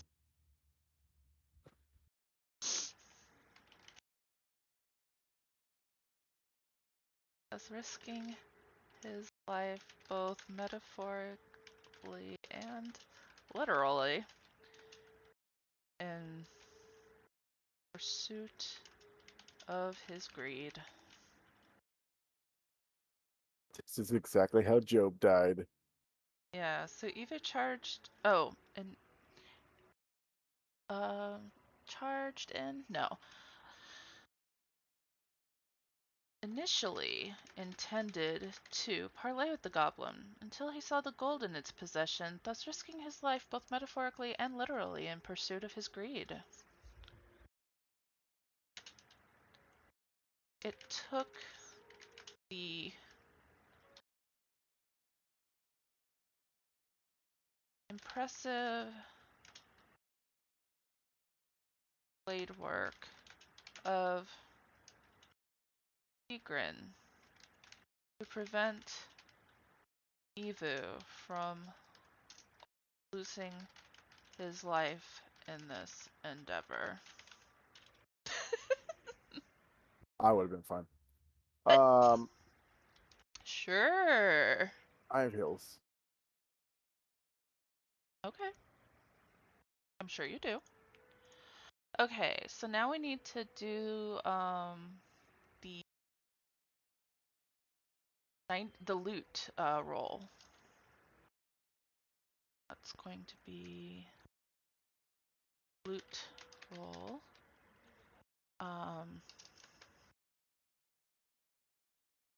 Roll 1d100 because that's a percentile die. Do you want to roll it? Sure. Okay. 88. 88. Which we had to beat a 90, right? Well, Yes, we it beat had to be we below yeah, 90%. which was going to be almost impossible not to do. Yes. But who knows? Yes, there is loot. Now we have to figure out what kind of loot there is, and that is based off of rolling a d20. What type of loot? 1d20. 3. 3. So it is on a 1 to 14, it is an individual treasure. Okay, so this is not a horde then? Correct. It was only going to be a horde if it was a 15 to 20. Son of a bitch. Okay. You thought that there was so much more than there actually is. I am so sorry. So what? Well, you know, it was a treasure. It looked big in my eyes. True, it did. What? Oh, there's the loot table. So yeah, we just gotta roll. It says 1d4 times. Moment. I'll roll a So d4. individual treasure. Yeah, it says that it comes off the individual treasure table. So we get. It says we get a 1d4, so I rolled a 3. So we get 3 Um, rolls off the individual treasure table. I'm sorry. Where did you see? On the thing. It says roll a d20, 1 through 14, then roll a 1d4 times on individual treasure Okay. table. Roll 1d4, and you got a 3, Mm-hmm. which means we get to roll 3 times on that individual table you said. Yeah, And which it's is for which a table? quarter. Okay. So, um, R14 table, our treasure, roll 1d or 3d6, right? I rolled a 2, a 3, and a 2. Okay. So 2 equals 5d6 CP. Gross. Okay. A 6, 5, 5, 5, and 1. 6, 5, 5, 5, 6, 1. No.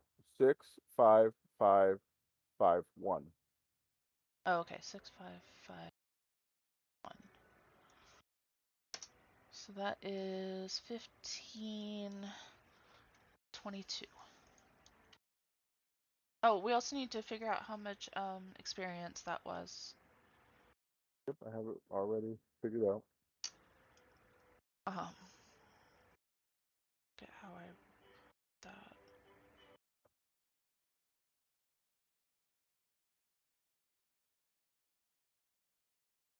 Okay, it was after the encounter.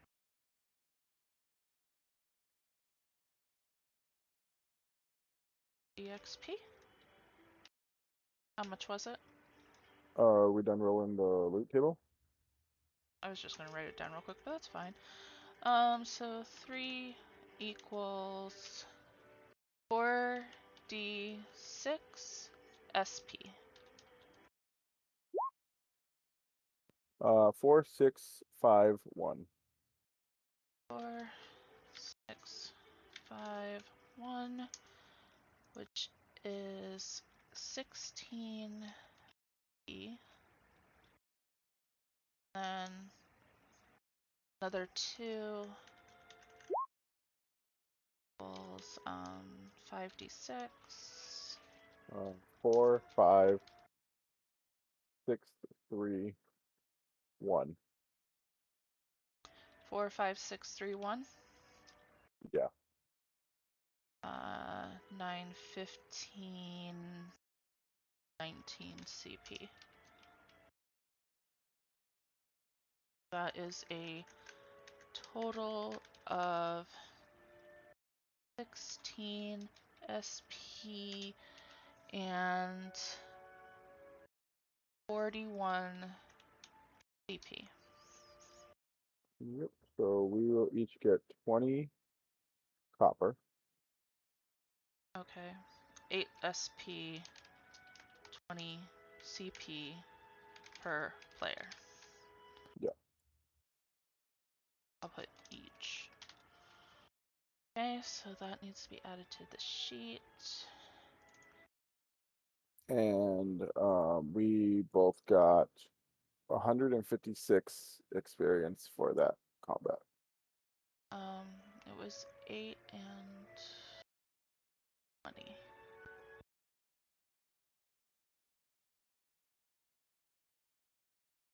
$156. Yep.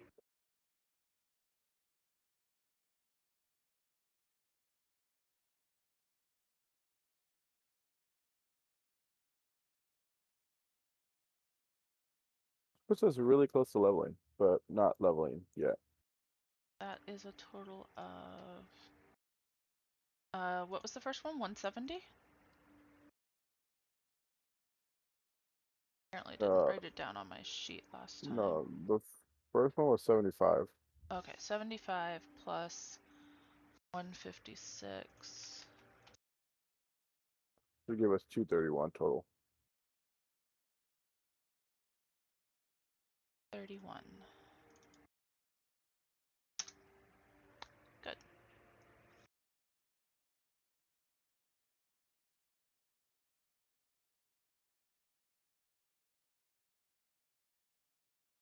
And then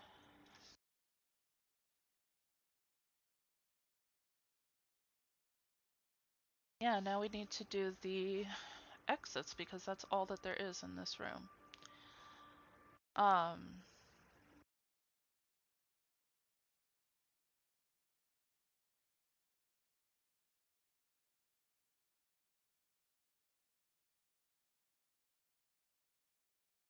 Unless you think that that is a good place to stop for the night and we pick it up there next time. Yeah, Up to we you. can do that. That's fine. Okay. We just gotta remember somewhere that we need to do, like type in there that we need to do um exits or something, our passages. Roll. Are we rolling 4 of them or are we rolling 3 of them because one of them is already 3 of counted them. as we came in? Yeah, I Roll would say 3. 3 exits off the current circular room. Okay. That is the current note. Over. Dent.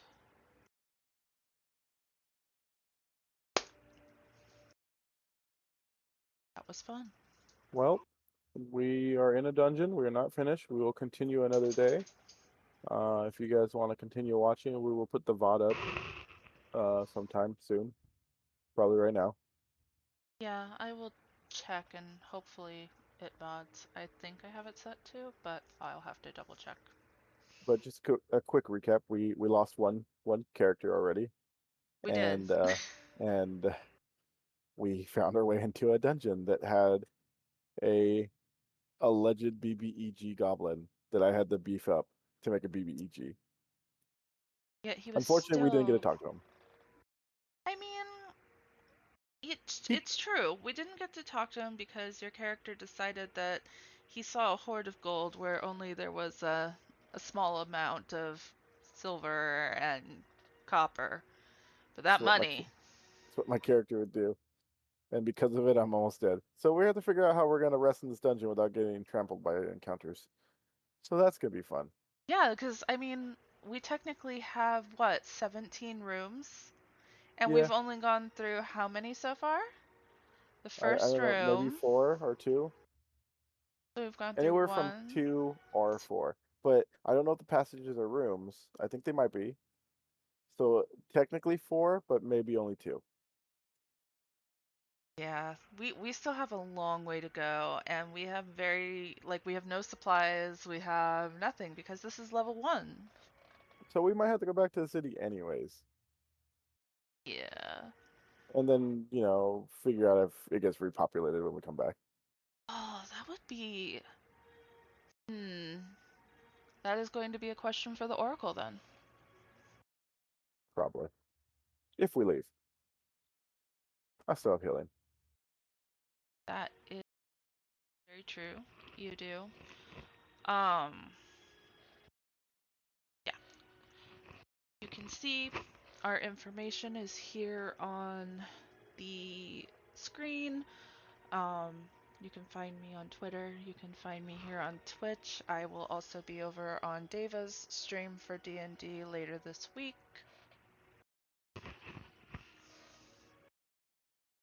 Jeremy's info is also there. You can see him playing random games randomly when he streams sometimes, but he plays D&D on Sundays regularly at 3:30 Pacific time. They're in the Underdark too. They're all ASMR, and they're, well, running afoul of drow and such. Though right now they're playing with mind flayers. Mm. No, beholders. Sorry, beholders, you're right. It's a beholder. Totally different. Totally different thing. My bad. It's a beholder. Ice I stalks. Yeah, I gave one a blood oath. It's a blood oath that he's gonna die. That is true. Kenny did a Kenny did a blood oath that you're gonna do some killing. Shocker. Kenny getting into all this trouble. But yeah, if you enjoyed what we did tonight, feel free to follow. I'm not sure when we'll play again, but I'm assuming it will be within the next couple days. So if you want to hang out and check out what we're doing, like I said, hit follow, and we'll see you at the next one.